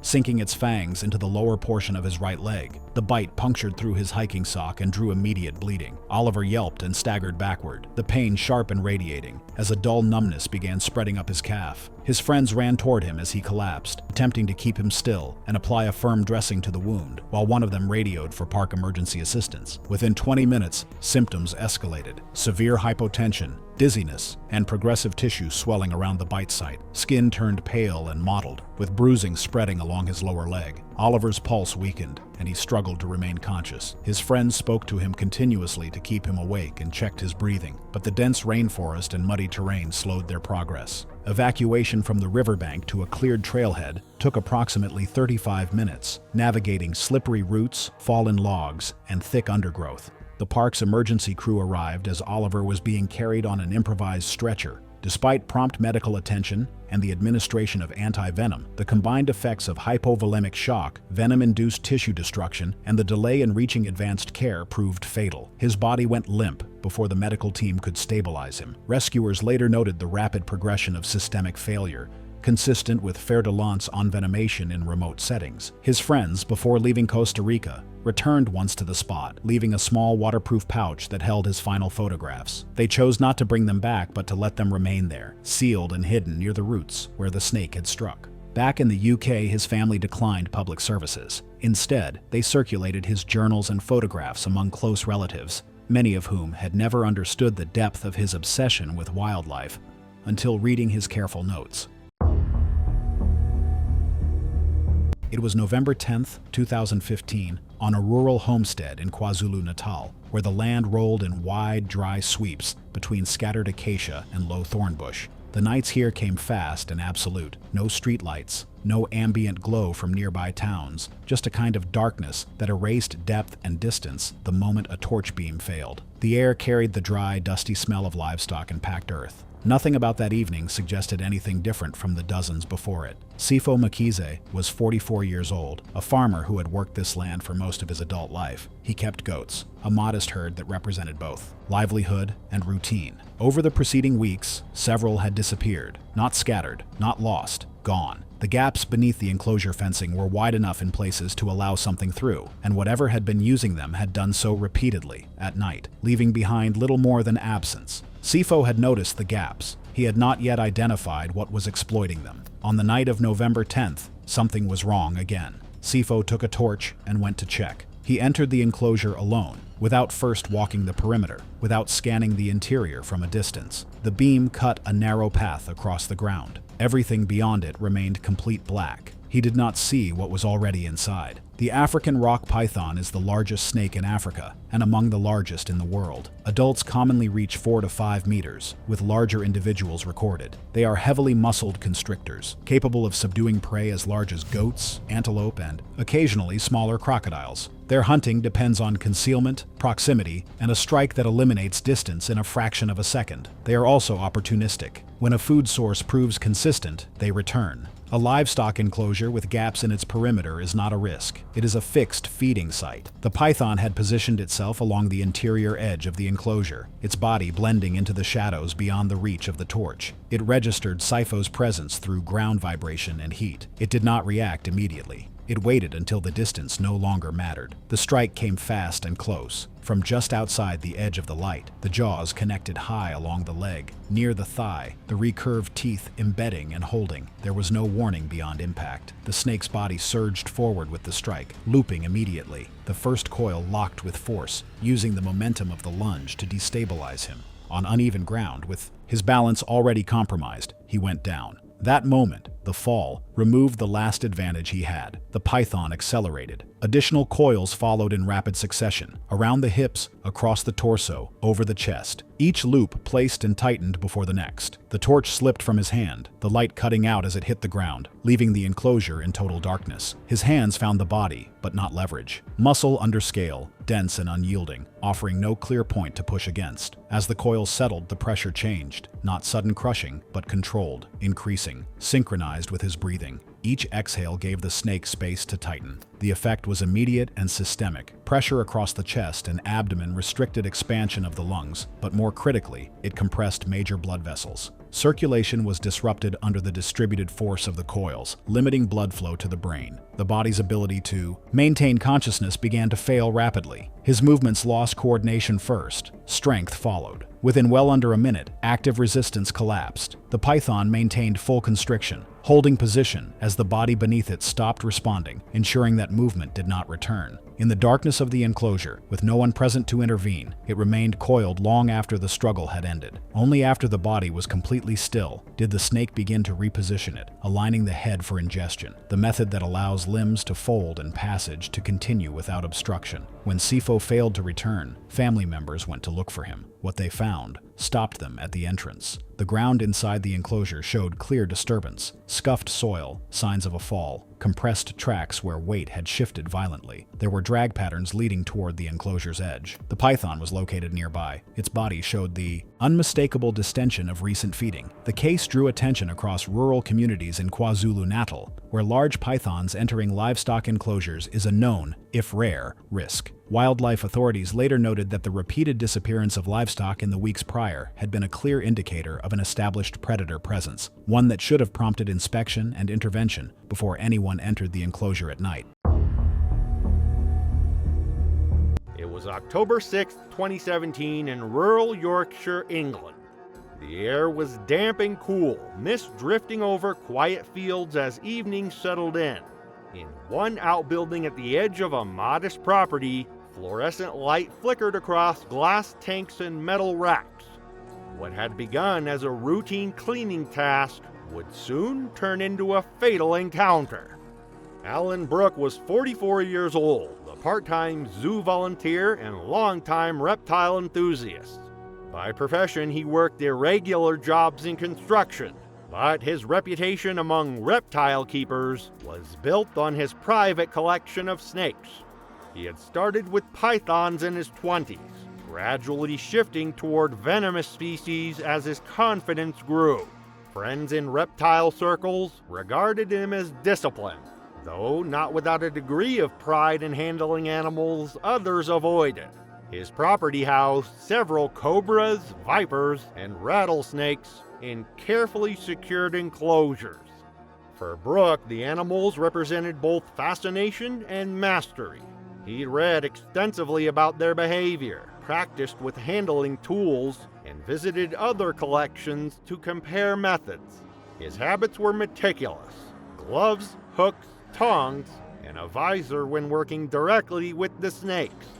Yet familiarity had dulled his sense of risk. He invited fellow hobbyists over to observe, often to demonstrate technique. That Friday evening, he had asked a friend to watch as he cleaned the enclosure of a monocled cobra, an adult specimen nearly 5 feet long. The plan was simple: remove the animal temporarily, clean the tank, and return it. The monocled cobra is native to South and Southeast Asia. Recognizable by the circular marking on the back of its hood, it can reach lengths of 7 feet. Its venom is primarily neurotoxic, disrupting nerve signals and leading to paralysis. Symptoms can appear rapidly: drooping eyelids, slurred speech, difficulty breathing. Without specific antivenom, death may occur within hours, sometimes minutes depending on the dose. The species is considered unpredictable, prone to sudden defensive strikes if threatened or startled. Before the incident, warnings have been given many times. Colleagues at the zoo where Brooke volunteered had cautioned him against maintaining such species at home. Licensing rules were strict, requiring secure housing and protocols, but enforcement was light. His wife had asked him repeatedly to keep his collection smaller, pointing to the risks of a bite when no hospital nearby stocked the necessary antivenom. Even his visiting friend reminded them as they prepared that evening to keep the visor secured and never break concentration. Brooke acknowledged the risks, but believed his tools and experience were enough. He slid open the enclosure carefully, guiding the cobra out with a hook. The animal lifted its hood slightly, tongue flicking, but allowed itself to be placed into a holding tub. Brooke began cleaning, scraping away waste and replacing substrate while speaking casually about technique. Sweat gathered on his forehead under the visor. At one point he paused, raising the visor briefly to wipe his face with the back of his hand. His friend noted the lapse but said nothing, expecting the visor to drop back down. The strike was sudden. As Brooke leaned close to adjust the water dish, the cobra reared, head flattening into a hood, and struck forward. Its fangs punctured his left cheek just below the eye. He recoiled instantly, knocking the hook against the glass, and staggered back, clutching his face. Thin trails of blood mixed with saliva dripped onto the floor. His friend froze, then shouted for him to sit down. Within minutes, the symptoms began. Brooke's eyelids drooped, and his speech slurred as he tried to reassure himself aloud. His breathing grew shallow, each attempt more labored than the last. He dropped the visor and gloves, collapsing onto a chair as his muscles weakened. His friend dialed emergency services, his voice panicked, reporting the bite and naming the species. Operators instructed him to keep Brooke still and apply pressure immobilization, but there was little he could do. Brooke's hands trembled violently before his muscles began twitching, stiffening in uneven spasms as paralysis spread. By the time paramedics arrived, his skin was pale and clammy, his eyes unfocused. They began CPR after he lost consciousness, but no facility nearby carried the precise antivenom required for monocle cobra envenomation. He was rushed toward the nearest hospital, an oxygen mask pressed over his face, but the paralysis spread, shutting down his ability to breathe independently. Despite all measures, he was pronounced dead less than 2 hours after the bite. The aftermath was quiet. His body was released to his family within days. At his funeral, a small group gathered. Relatives, a few colleagues from the zoo, and reptile enthusiasts who had known him through forums and meetings. Local authorities reviewed his permits and seized the venomous animals from the property. In Yorkshire, officials tightened monitoring of exotic animal licensing, though no new laws were passed. It was August 19, 2017, on Bayou Teche in southern Louisiana. The swamp was still in the early morning heat, and the cypress trees and hanging moss made the waterway look peaceful, but the air held a heavy silence that warned how quickly things could change. Tom Redding was 42 years old and had lived in St. Martin Parish his whole life. People in the area knew him as the guy who loved snakes. He had a shed behind his house with glass tanks holding several harmless snake species.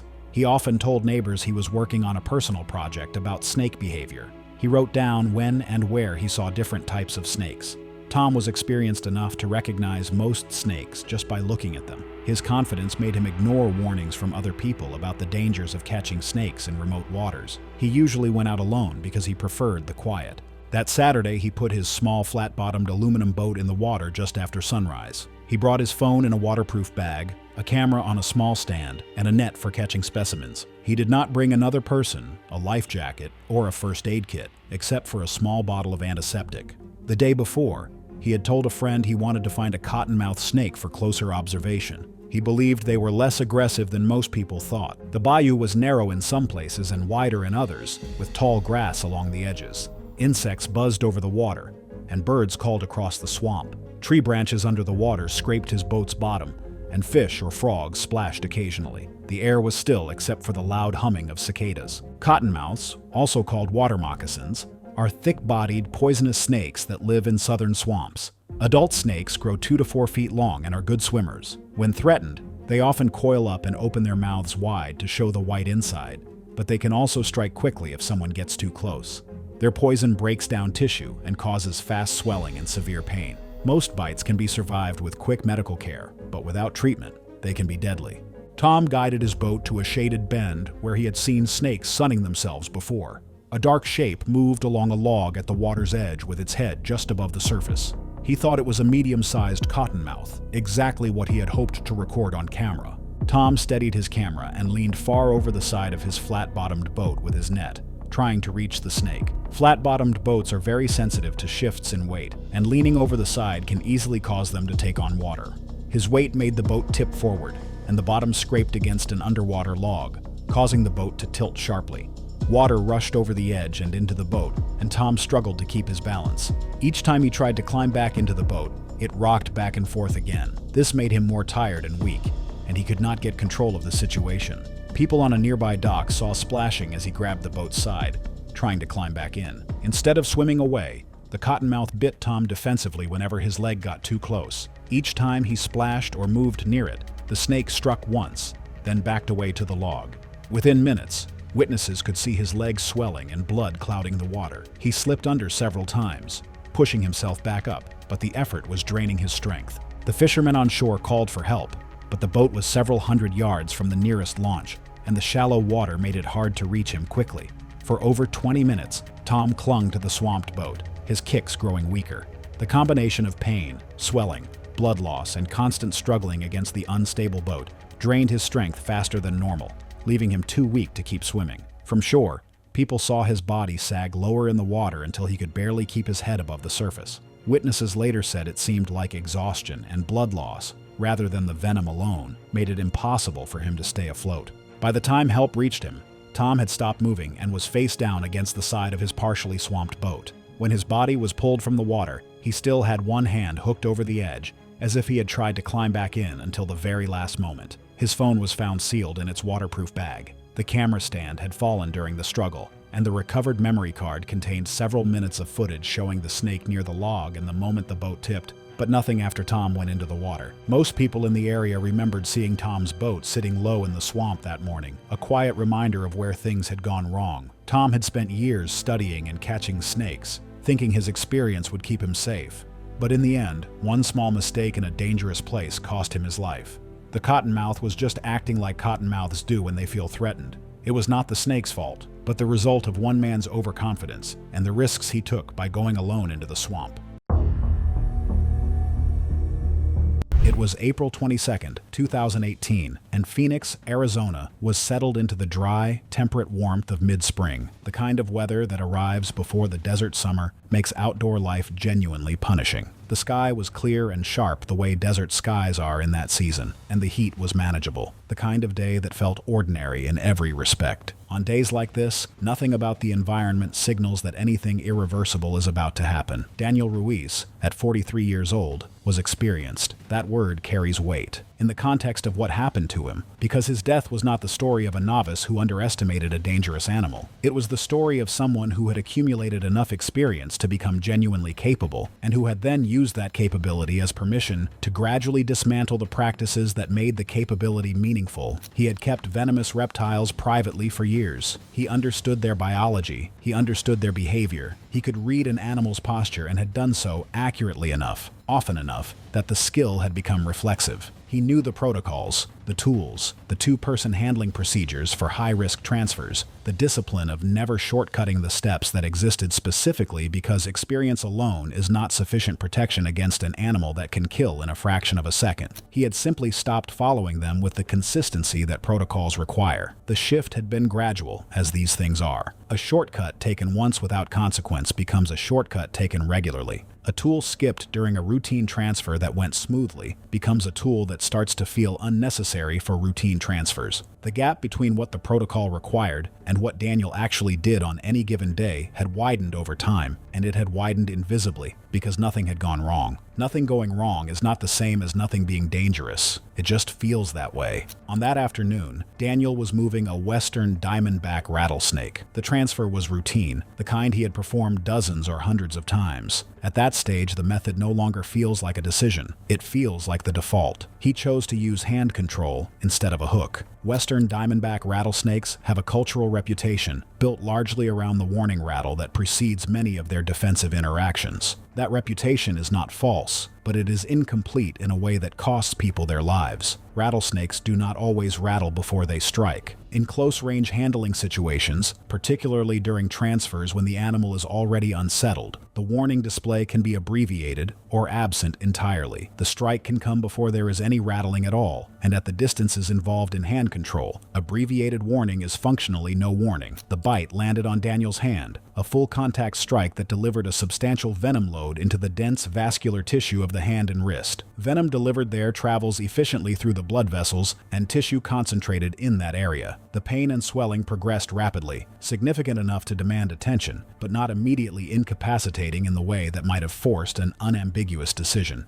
That ambiguity was the problem. He delayed calling for help. Delay in these cases rarely feels like avoidance. It feels like assessment. The same confidence that led to the shortcut also shaped the response to the bite. The person who decided they did not need the tool is often also the person who decides, in the immediate aftermath of envenomation, that they do not yet need outside help. Both decisions emerge from the same source, the belief that experience provides a margin of safety that protocols are designed to supplement. In the hours that followed, the envenomation progressed through its stages. The swelling moved up his hand and into his forearm with the speed that accompanies high-volume envenomation, the tissue distension visible and advancing in a way that should have removed ambiguity earlier than it did. He vomited. His blood pressure dropped, the hypotension that follows significant crotalid envenomation as venom disrupts vascular integrity and fluid begins shifting out of the bloodstream. At some point, his thinking became less clear, the confusion that accompanies hemodynamic compromise as the body's compensatory responses begin to fail. Each of these developments was something Daniel likely recognized as serious. Each of them was also something a person already committed to managing the situation alone might continue, for a time, to believe was still manageable. By the time the severity of his condition made the decision to call for help unavoidable, several hours had passed. The delay had already shaped the outcome, not just in terms of venom progression, but in the compounding tissue damage that had advanced past the point where anti-venom alone could fully reverse it. The intervention that arrived was appropriate, but the combination of a substantial venom load and the time lost had already carried the damage beyond what treatment could recover. He had the knowledge to have survived. He had performed the transfer with the correct tool for years before that afternoon.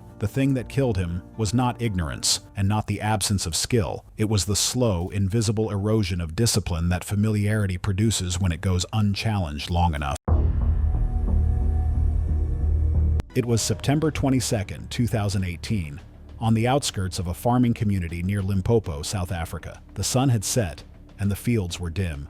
Fences bordered the property, and the bush pressed in close. Farmers often avoided walking there at dusk, but Manda Damini went out to check the cattle as usual, unaware that this decision would be his last. Manda Damini, 52, was a lifelong cattle farmer who had managed his family's livestock for over 3 decades. Known in his community for diligence and a hands-on approach, he often walked the property at dawn and dusk to inspect fences, check for predators, and ensure the herd's well-being. Despite the inherent risks of rural life, Manda trusted his experience and was confident in his ability to handle wildlife encounters, having routinely dealt with snakes and small predators over the years. That evening, he carried a flashlight and a long-handled staff, intending to walk along a brush-lined fence where the cows had shown signs of restlessness, suspecting marauding animals or escaped livestock. Manda's routine reflected both skill and overconfidence. He routinely wore boots, protective against many hazards, but his pants were rolled, exposing shins, and he did not carry immediate access to anti-venom, relying on proximity to the local clinic. His familiarity with the land had given him a sense of control, and he underestimated the risk posed by highly venomous snakes that thrived in the area's tall grasses and thorny shrubs. He was methodical in movement, scanning for signs of wildlife, but his curiosity and habit of inspecting areas up close sometimes placed him within striking distance of hidden dangers. Several indicators suggested risk that evening. Farmhands had noted black mamba sightings earlier in the week near the brushline. Black mambas, native to Limpopo, are highly venomous snakes, often exceeding 8 feet in length, with a striking speed that can reach 12 to 15 feet per second. Their venom is primarily neurotoxic, causing rapid paralysis, respiratory failure, and cardiovascular collapse. While generally avoiding humans, mambas will strike if provoked or accidentally contacted, and their camouflage in scrubby terrain makes encounters easy to misjudge. Yet Manda, confident in his experience, approached the fence with only his boots and staff, believing that careful observation would allow him to avoid contact. But as Manda neared a dense clump of acacia bushes around 6:15 p.m., a black mamba struck from concealment, its fangs sinking into his exposed lower leg just above the boot. The puncture caused only a brief sting, barely noticeable, but the venom began to act almost immediately. Manda froze, gripping his staff as a tingling sensation spread upward. Within minutes, he was dizzy, his vision blurring, and his words slurred. His farmhand, following about 30 feet behind with a lantern, saw the strike and shouted for help while swinging the staff to keep the snake from returning. Manda tried to retreat but staggered, the neurotoxic effects advancing rapidly. His limbs weakened, and muscle control diminished. The bite site showed only 2 punctures and mild swelling, but systemic symptoms spread with alarming speed. He lost coordination in both legs, eventually collapsing onto the dry ground. The farmhand applied a tight improvised wrap above the bite and instructed Manda to remain as still as possible before sprinting toward the farmhouse to raise alarm. Within 10 to 12 minutes, respiratory paralysis had set in. Manda's chest movements became shallow and irregular, and attempts to speak or call out failed. The farmhand attempted mouth-to-mouth breaths, trying to keep him alive until help arrived. By the time the EMS team reached the farm over half an hour later with anti-venom and advanced resuscitation equipment, Manda was unresponsive. Despite immediate intervention, the neurotoxic progression had reached a point that rendered recovery impossible, and he was pronounced dead on the property. Instead of issuing generic warnings, provincial wildlife officers coordinated directly with farming cooperatives. They delivered portable resuscitation kits and stocked small caches of anti-venom at rural clinics. Steps pushed through after urgent meetings with local leaders who had seen the speed of neurotoxic envenomation firsthand. Farmers began organizing informal watch groups to monitor tall grass perimeters at dusk, a practice that quickly spread across neighboring communities. For Manda's family, the loss was measured not in headlines but in daily routine. His wife now walked the fence line at daylight with other relatives. The staff he carried leaned against the farmhouse wall as a silent reminder. September 3, 2016 began with a gentle mist hanging over the rice paddies of Chiang Rai, Thailand. The early harvest season had brought the entire community to the fields, including 13-year-old Molly Ratanpong and her grandparents. Molly was the pride of her family, bright, hard-working, and unfailingly kind. Unlike many children her age who dreamed of escaping to Bangkok, Molly loved the rhythm of rural life. She excelled in school, particularly mathematics and science. Her teachers often told her parents she could earn a university scholarship if she continued her diligent work. This particular harvest had begun early due to concerns about approaching storms. The entire village had mobilized, with families working from dawn until dusk to bring in the crop that would sustain them through the coming year.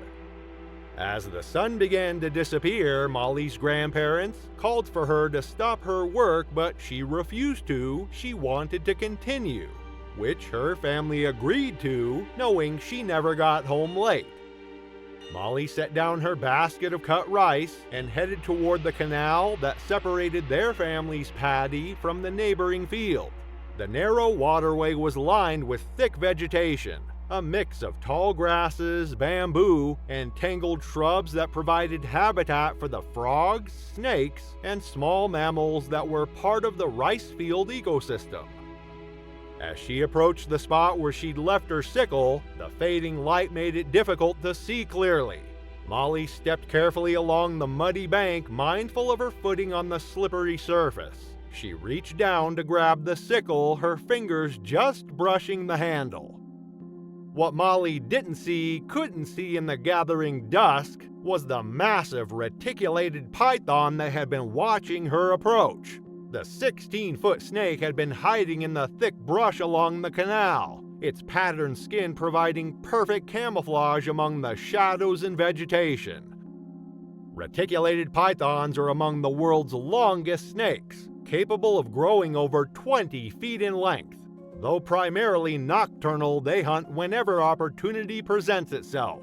Their distinctive net-like pattern of scales creates perfect camouflage in dappled light, and their incredible strength allows them to subdue prey many times their weight.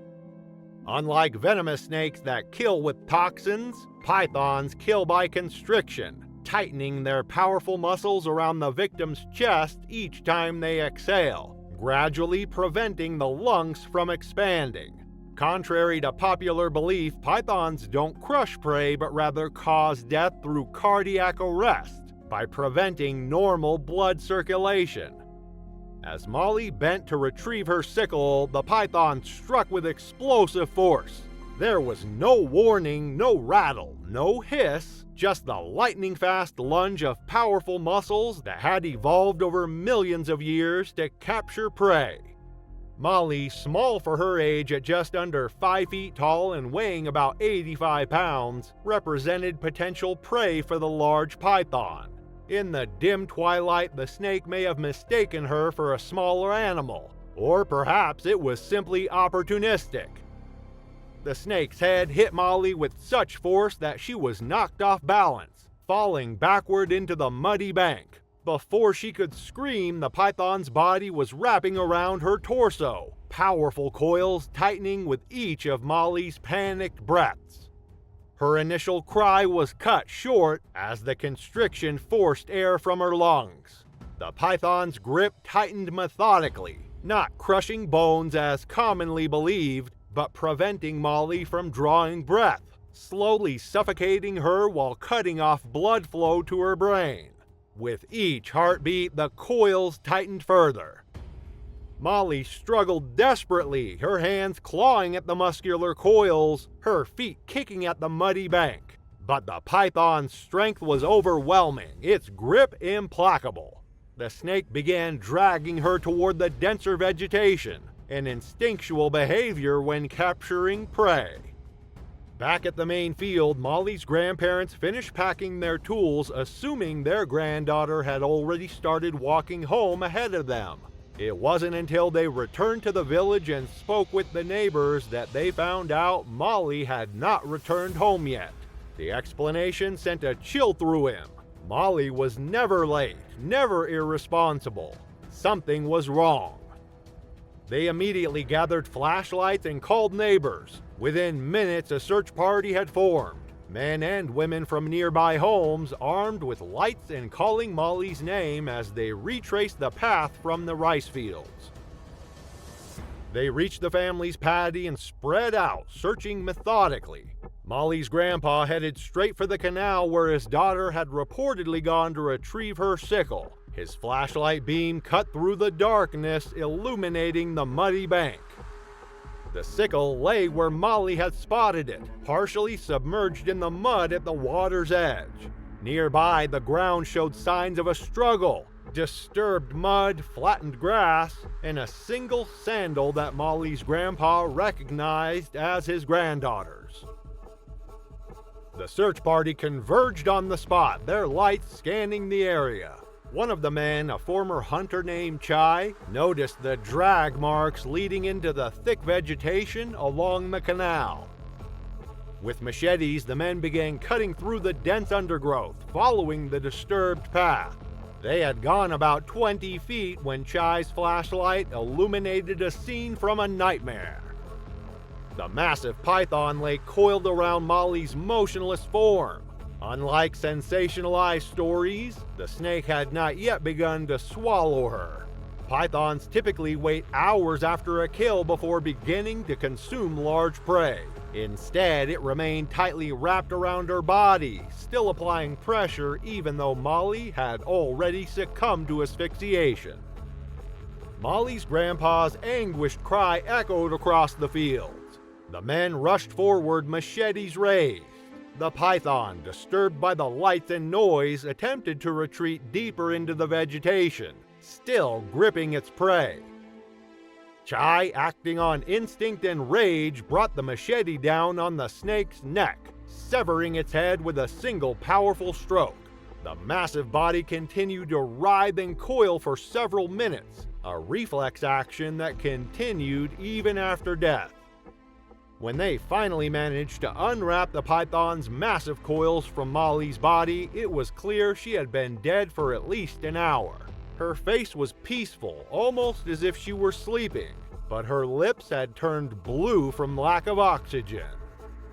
News of the tragedy spread quickly through the province. By morning, local wildlife authorities had arrived to investigate, confirming that the python was 18 feet long. It was large but not exceptional for the species, which can reach over 20 feet in the wild. Experts noted that the snake was healthy and in its prime, likely having established a territory along the canal where small mammals came to drink. The incident sent shockwaves through the community. Farmers were advised to work in pairs and avoid the canal areas during dawn and dusk when pythons are most active. Wildlife biologists explain that such attacks were extremely rare. Reticulated pythons, despite their size, typically avoid humans and prefer natural prey like monkeys, pigs, and deer. The attack on Molly was an anomaly, a tragic intersection of human and animal territories in a changing landscape where agricultural development increasingly encroached on wildlife habitat. Molly's tragic death serves as a sobering reminder that even in areas where humans have cultivated the land for generations, wild predators still maintain territories and hunting patterns that occasionally intersect with human activity, often with devastating consequences. Want to watch more heart-aching and terrifying videos? Click on your screen now. Thanks for watching. It was April 8, 2016, in the Mekong Delta of southern Vietnam, where the land sits barely above water level and the rice fields stretch outward in every direction like a green, flooded grid. The air was heavy, thick with humidity that never fully lifted, carrying the smell of standing water, wet soil, and the stillness that settles over agricultural land before the morning work begins. The fields were bordered by dense vegetation, tall grass, and tangled growth pressing against the cultivated rows. The boundary wasn't a clean edge. It faded gradually, open ground becoming taller grass becoming dense cover that concealed the ground completely. Lan Nguyen was 35 years old, a rice farmer who had worked these fields since childhood. The Mekong Delta wasn't just where she worked, it was where she had grown up, where moving through the paddies had become instinctive. That morning she moved the way she always had, quickly, efficiently, barefoot, as was common for many farmers working in flooded fields, especially during early planting cycles, when mobility mattered more than protection and routine often outweighed perceived risk. The grass along the field's edge had grown thicker in recent weeks, dense enough in places to fully hide the ground beneath it. There had been no clearing, no inspection before the workday began. Lan stepped into the grass without slowing. The ground beneath it wasn't empty. The Malayan pit viper, Calocelasma rotostoma, is a terrestrial ambush predator found across Southeast Asia, including Vietnam.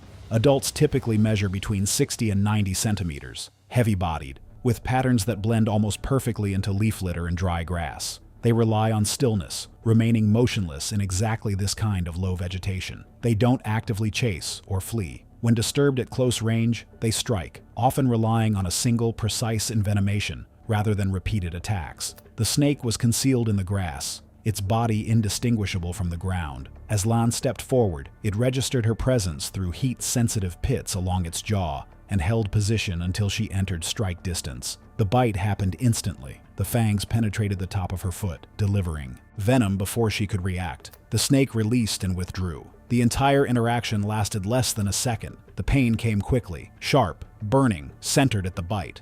Swelling began within minutes, spreading from her foot toward her ankle. Despite it, she remained able to walk. In the early stages of envenomation, symptoms can appear localized and manageable, creating a dangerous false sense of control that often delays urgent care, especially in rural settings where immediate access to treatment is limited and travel to clinics can take hours. Lan left the field and returned home without seeking medical treatment. Over the next several hours, the swelling worsened as tissue damage progressed. The wound continued to bleed, failing to clot normally. By the following morning, the effects had spread beyond the bite site. Bleeding had begun from her gums, and small spontaneous bruising appeared along her limbs, signs of venom-induced coagulopathy, where the blood loses its ability to clot effectively. Internally, the damage was advancing.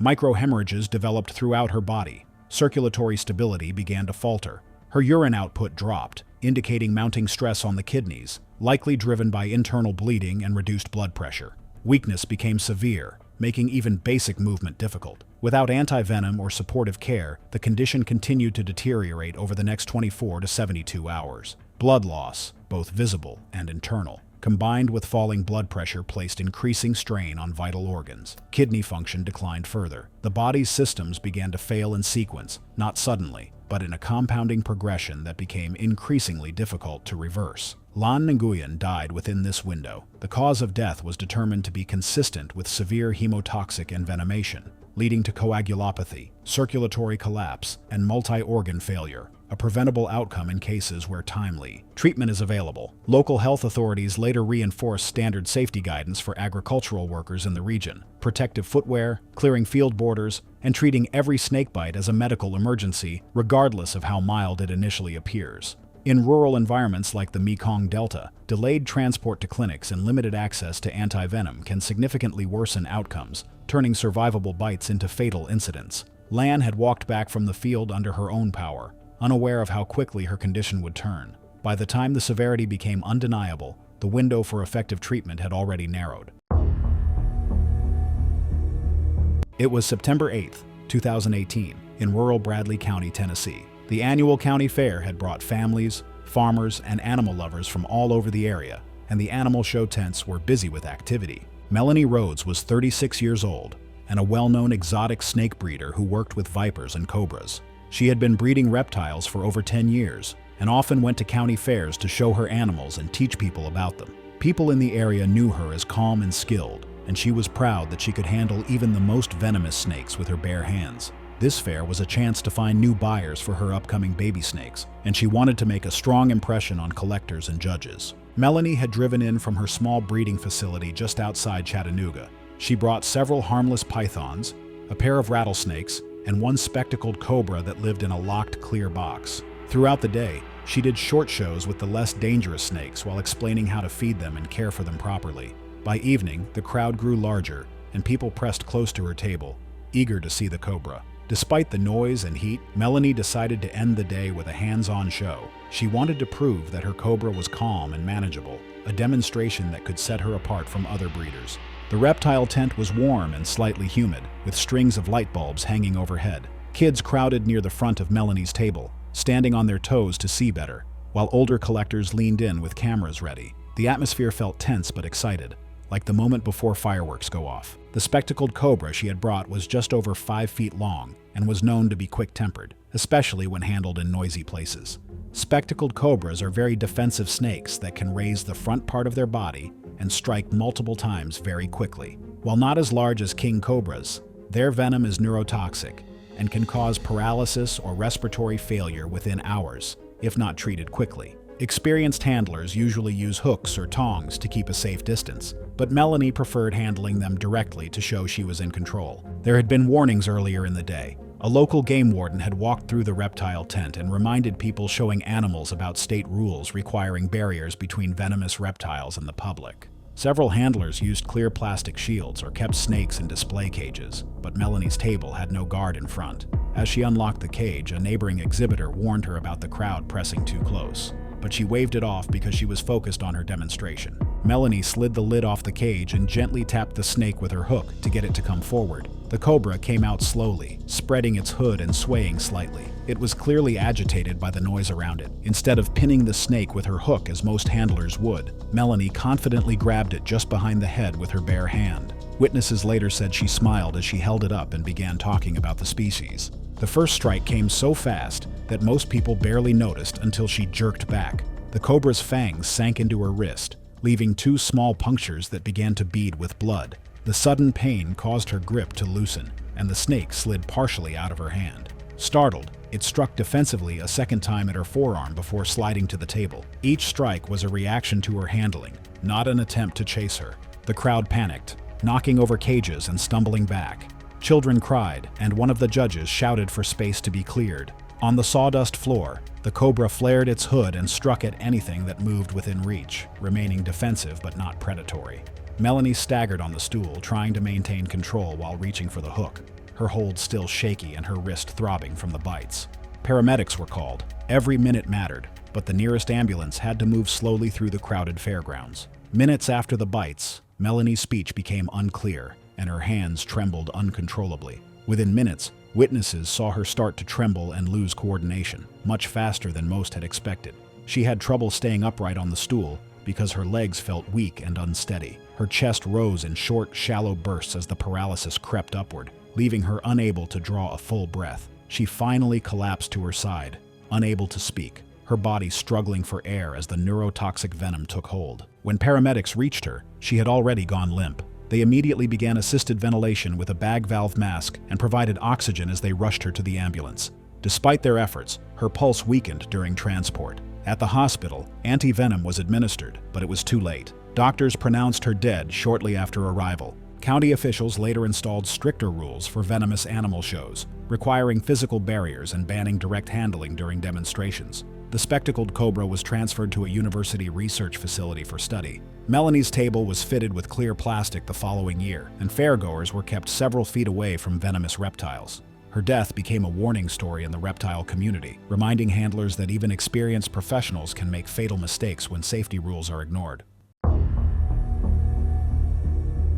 It was March 14, 2014, in the southern Florida Everglades. The morning was overcast, the air thick with humidity, and the ground soft from recent rain. A man was parked at the end of the dirt track, carrying his camera gear toward the canal. He expected a routine day photographing spoonbills, but before noon, the outing would turn into a fatal encounter that no one present could stop. Mark Hollis, 48, was an experienced amateur wildlife photographer from Miami, known among local birding circles for his meticulous field notes and patience in capturing rare species. He spent weekends exploring private and public wetlands to photograph herons, ibises, and other elusive birds, often rising before sunrise to track movement along canals and ponds. Mark carried lightweight camera gear, binoculars, and a tripod, and was known for taking calculated risks to get close to wildlife, trusting his knowledge of animal behavior. On this particular day, he aimed to document a small flock of roseate spoonbills reported near a canal, hoping to capture detailed shots for a regional birding magazine. His wife, Elena, occasionally accompanied him, usually observing from a distance while Mark focused on photography. She admired his dedication but was aware of his tendency to approach wildlife closely, sometimes disregarding personal safety in pursuit of a perfect shot.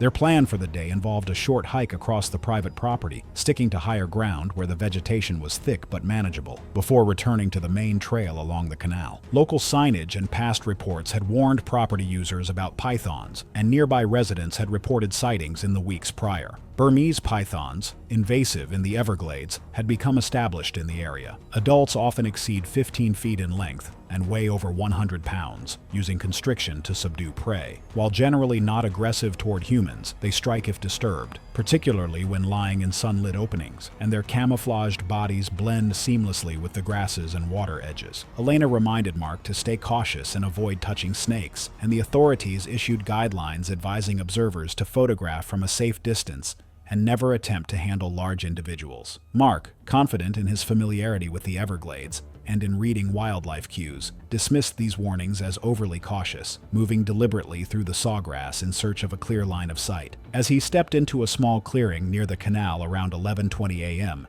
Mark spotted a thick, dark python stretched halfway into the sun. At first, it looked motionless, its patterned body blending with the sawgrass. He crouched, raised his camera, and tried to frame the coils. Unsatisfied, he edged closer, brushing against the vegetation near its head and startling it. But the python moved faster than he could react. In one surge, it struck and wrapped around his torso, locking across his chest. Elena, only yards behind, screamed his name, but the coils were already tightening. According to Elena, Mark fought to push the snake away, but its body cinched tighter, forcing air from his lungs. Each attempt to pry free seemed to make the pressure worse. Elena rushed forward, clawing at the coils, but the python's weight and strength pinned him. Its body pressed harder with each exhale, leaving no space for the next breath. Elena fumbled for her phone, breath shaking as she relayed their location to the dispatcher. The voice on the line told her to use a stick to try forcing the coils loose. She swung hard, but the snake was braced into the ground, its grip unbroken. Time dragged. Mark's movements slowed, his arms weakening, eyes losing focus. Rescue personnel arrived 7 to 8 minutes after the 911 call, finding the python partially coiled around Mark, now motionless. They carefully extricated him from the coils, but vital signs were absent. Emergency responders noted broad bruising across the chest and ribs,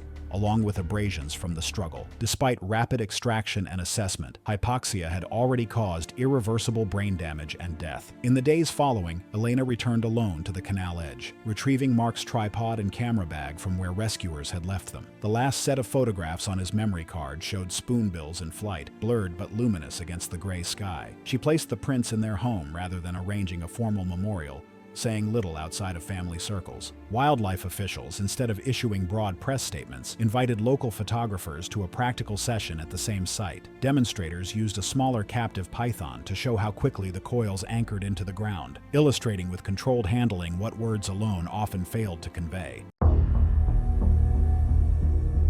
It was November 27, 2018, and Manchester, England sat under the low, flat gray sky that defines the city in late autumn, the kind of overcast that blurs the line between afternoon and evening before darkness actually arrives, the air cold and damp with the chill of a northern British winter settling in.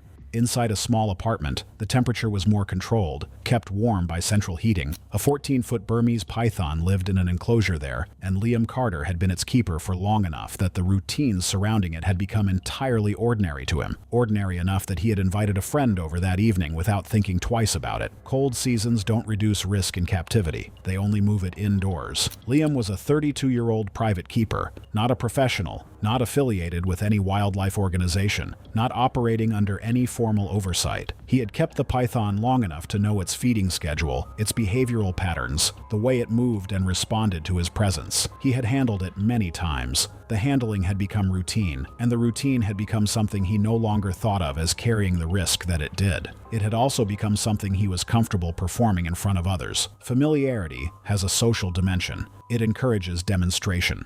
Joel Marsh, 25, was not a keeper. He was a friend who had been in the apartment before, who knew the snake existed, and who had no particular fear of it. He was there that evening in the ordinary way that friends are present, sitting across the room, watching, asking questions. He was close enough to observe. He was not equipped to intervene in what was about to happen. The apartment was small. Burmese pythons are among the largest snake species in the world. Adult females regularly exceed 15 feet and 150 pounds. They are constrictors, meaning their method of subduing prey involves wrapping around a target and generating pressure sufficient to stop circulation. Safe handling requires space to stand, reposition, and use body mechanics to counter the snake's grip. A small apartment does not provide that space. Earlier that evening, Liam had handled frozen-thawed prey as part of the feeding process. The scent of prey material transfers readily to hands and clothing and does not disappear when the feeding is finished. Residual scent is not a minor detail in constrictor biology. It is part of the trigger system. Residual prey scent can place a large constrictor into a heightened feeding response state, particularly at close range during active handling. Under those conditions, the distinction between handling interaction and feeding stimulus can narrow dangerously.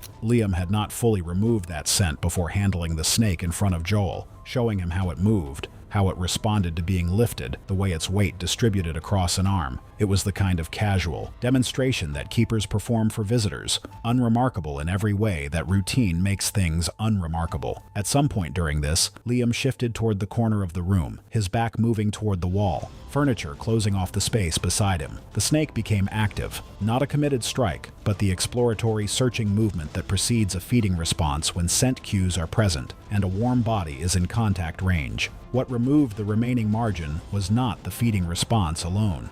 As the snake's movement became more insistent, Liam stepped back to reposition, and his foot caught the edge of the couch behind him. He went down to one knee, partially against the wall, the snake's forward portion already across his arm and shoulder. From that position, one knee on the floor, back against the wall, furniture blocking lateral movement on one side, he could not stand. He could not generate the leverage that counters a large constrictor's grip. The snake, anchoring against the furniture and his own body weight, began to coil around the point of contact. Joel saw it happen. He crossed the room. He grabbed at the coils. He pulled. This was the instinctive response, and it was the wrong one. Not because of any failure on his part, but because pulling at individual sections of a large constrictor's coil does not interrupt the mechanism. There is a correct technique for these situations. Two or more people with specific knowledge, working from the tail end outward, unwinding the coils in sequence. Joel had none of that knowledge. He had his hands and his panic, and a snake that weighed more than he could effectively manage. Each attempt to pull a section free caused the snake to anchor harder against the wall and against Liam's own body weight, the resistance feeding directly into the tightening reflex rather than interrupting it. As the snake repositioned for tighter purchase, additional coils spread across Liam's upper torso and chest, not advancing strategically, but anchoring against whatever the animal's movement encountered.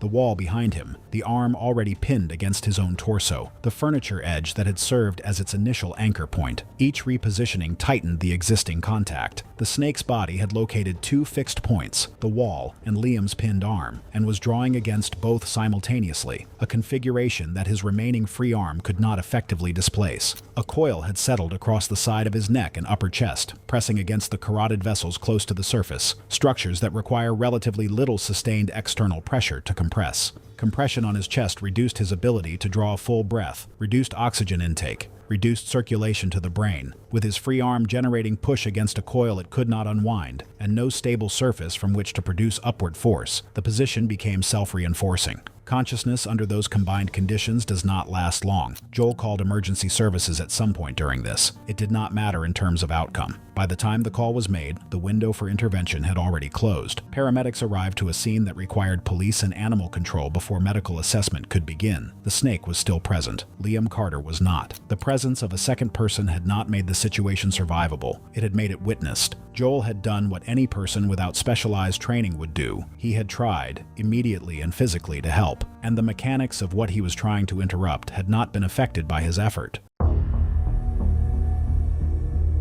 It was June 12, 2018, in rural Odisha, India, where the land flattens into wide agricultural plains, broken only by scattered villages, low trees, and the kind of silence that settles over the countryside well before midnight. The summer heat lingered long after dark, pushing temperatures inside traditional huts to uncomfortable levels. For many families, sleeping close to the ground remained the most practical option. Walls were built from mud and thatch, floors were packed earth, and small gaps along the base of the structure were common, unsealed, familiar, and rarely considered a threat. The village sat beside fields and scrubland where rodents moved freely at night, and where rodents moved, predators followed. Suresh Nayak was 31 years old, a farm worker living in a single-room hut on the edge of the village. Like many in the area, he slept on a mat laid directly on the floor. There was no elevation, no sealed barrier along the walls, nothing, separating him from the ground beyond a thin, woven layer. The conditions were ordinary. Nothing about that night suggested risk. The heat had been consistent for weeks. The fields were active. The gaps in the walls were the same as they had always been, unnoticed because nothing had ever happened before. He lay down and went to sleep. He did not wake up. The common krait is among the most dangerous snakes in the Indian subcontinent, not because of aggression, but because of how it behaves and how it kills. Slender, typically between 90 centimeters and 1.5 meters, its glossy black body marked with narrow white bands blends easily into low-light environments. It is nocturnal, most active between midnight and dawn, and frequently enters human dwellings through small openings while moving through its natural range in search of prey. That night, the snake likely entered the hut through a gap at the base of the wall, navigating along the ground as it moved through the structure. Such encounters are often accidental. In sleeping environments, bites commonly occur when a person unknowingly shifts position or makes contact with the snake. In rural areas, these incidents are often only understood after the outcome, with no one witnessing the moment itself, leaving only the aftermath to explain what happened.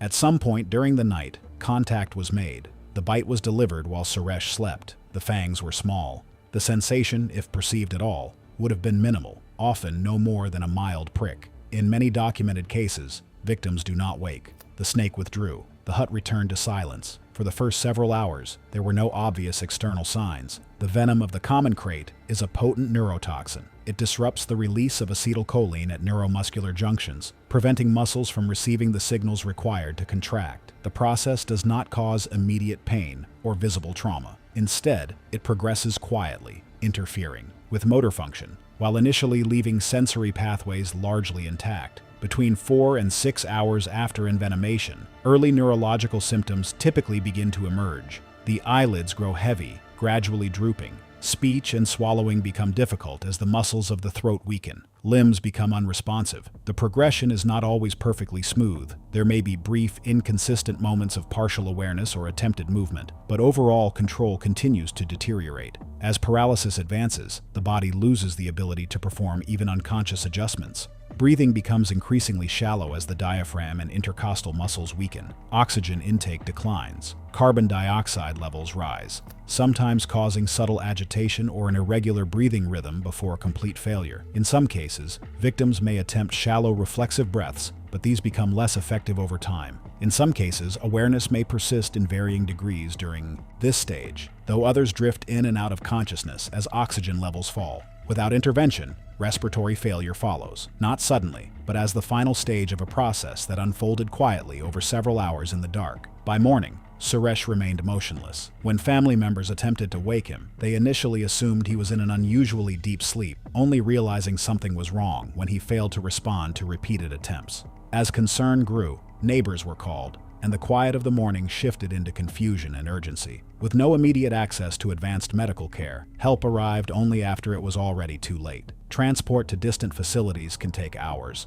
and outcomes in such cases depend heavily on how quickly ventilation and antivenom are provided. There were no obvious signs of struggle. The sleeping area remained largely undisturbed. The only physical evidence, a small bite mark, was subtle and easily overlooked without careful examination. Medical assessment later confirmed crate envenomation, consistent with known patterns of nocturnal bites in rural regions of eastern India. Health guidance in such areas emphasizes elevated sleeping arrangements, sealing structural gaps, and securing mosquito nets beneath sleeping surfaces to reduce ground-level exposure. In the village, the loss was quiet but absolute. Suresh had been young, healthy, and unaware of the risk built into something as ordinary as where he slept. There had been no warning, no clear moment of crisis, no struggle anyone could point to. He had simply gone to sleep and never came back from it. It was July 21st, 2016, at a palm tree farm near Palangkaraya in Indonesia. The morning was quiet and humid. The air felt heavy because it had rained the night before. By evening, something terrible would happen that would shock everyone who worked there. Reggie Peters was 32 years old and came from Britain. He worked as a farm advisor, helping to improve the water systems for growing palm trees. People knew him as a quiet man who was good at his job. He liked to walk around the farm by himself, writing down problems in a small notebook. Reggie had been working in Indonesia for 4 months. During this time, he took hundreds of photos of bugs, birds, and animals. He loved learning about all the different creatures that lived around the farm. The workers noticed that Reggie never scared away snakes or lizards. Instead, he would get down on his knees to watch them closely. On that day, Reggie went out to do his regular work. The rainy season was coming soon, so he needed to check the water ditches. If these ditches got blocked, the crops could flood. That morning, he packed his notebook, a measuring tape, and his phone to record notes. Around noon, 2 workers named Amir and Lutfi saw Reggie near a muddy ditch. He was kneeling down and writing in his notebook. They made jokes with him about the huge snakes that local people claimed to see near the water channels. Reggie laughed and said he would love to see one of these big snakes up close. The workers later said he didn't seem worried about their warnings at all. He thought their concerns were just old stories that weren't true. The palm farm was huge, stretching for miles. Rows of palm trees were separated by narrow water channels. The ground was soft and muddy from the recent rain, making some areas very slippery. Small flying insects called dragonflies moved over the water, and mosquitoes filled the air. The only sounds were chainsaws cutting in the distance and frogs making low croaking noises from the ditches. The heat made everything feel still and heavy. Large snakes called reticulated pythons live in this area. They are some of the biggest snakes in the world. They can grow longer than 20 feet and weigh more than 200 pounds. These snakes hunt by hiding and waiting near water for animals like pigs or dogs to come close. Sometimes they even attack people, though this doesn't happen very often. In this part of Indonesia, the snakes have moved closer to where people work because their natural homes have been destroyed. Local people knew to stay away from these snakes, and some carried long knives for protection when working near water. By late afternoon, Reggie still hadn't come back to the camp. Amir started to worry and walked toward the last place where he had seen Reggie. The farm was almost silent, except for the constant buzzing of insects. That's when Amir saw something that made him freeze with fear. One of Reggie's boots was stuck in the mud near the water channel.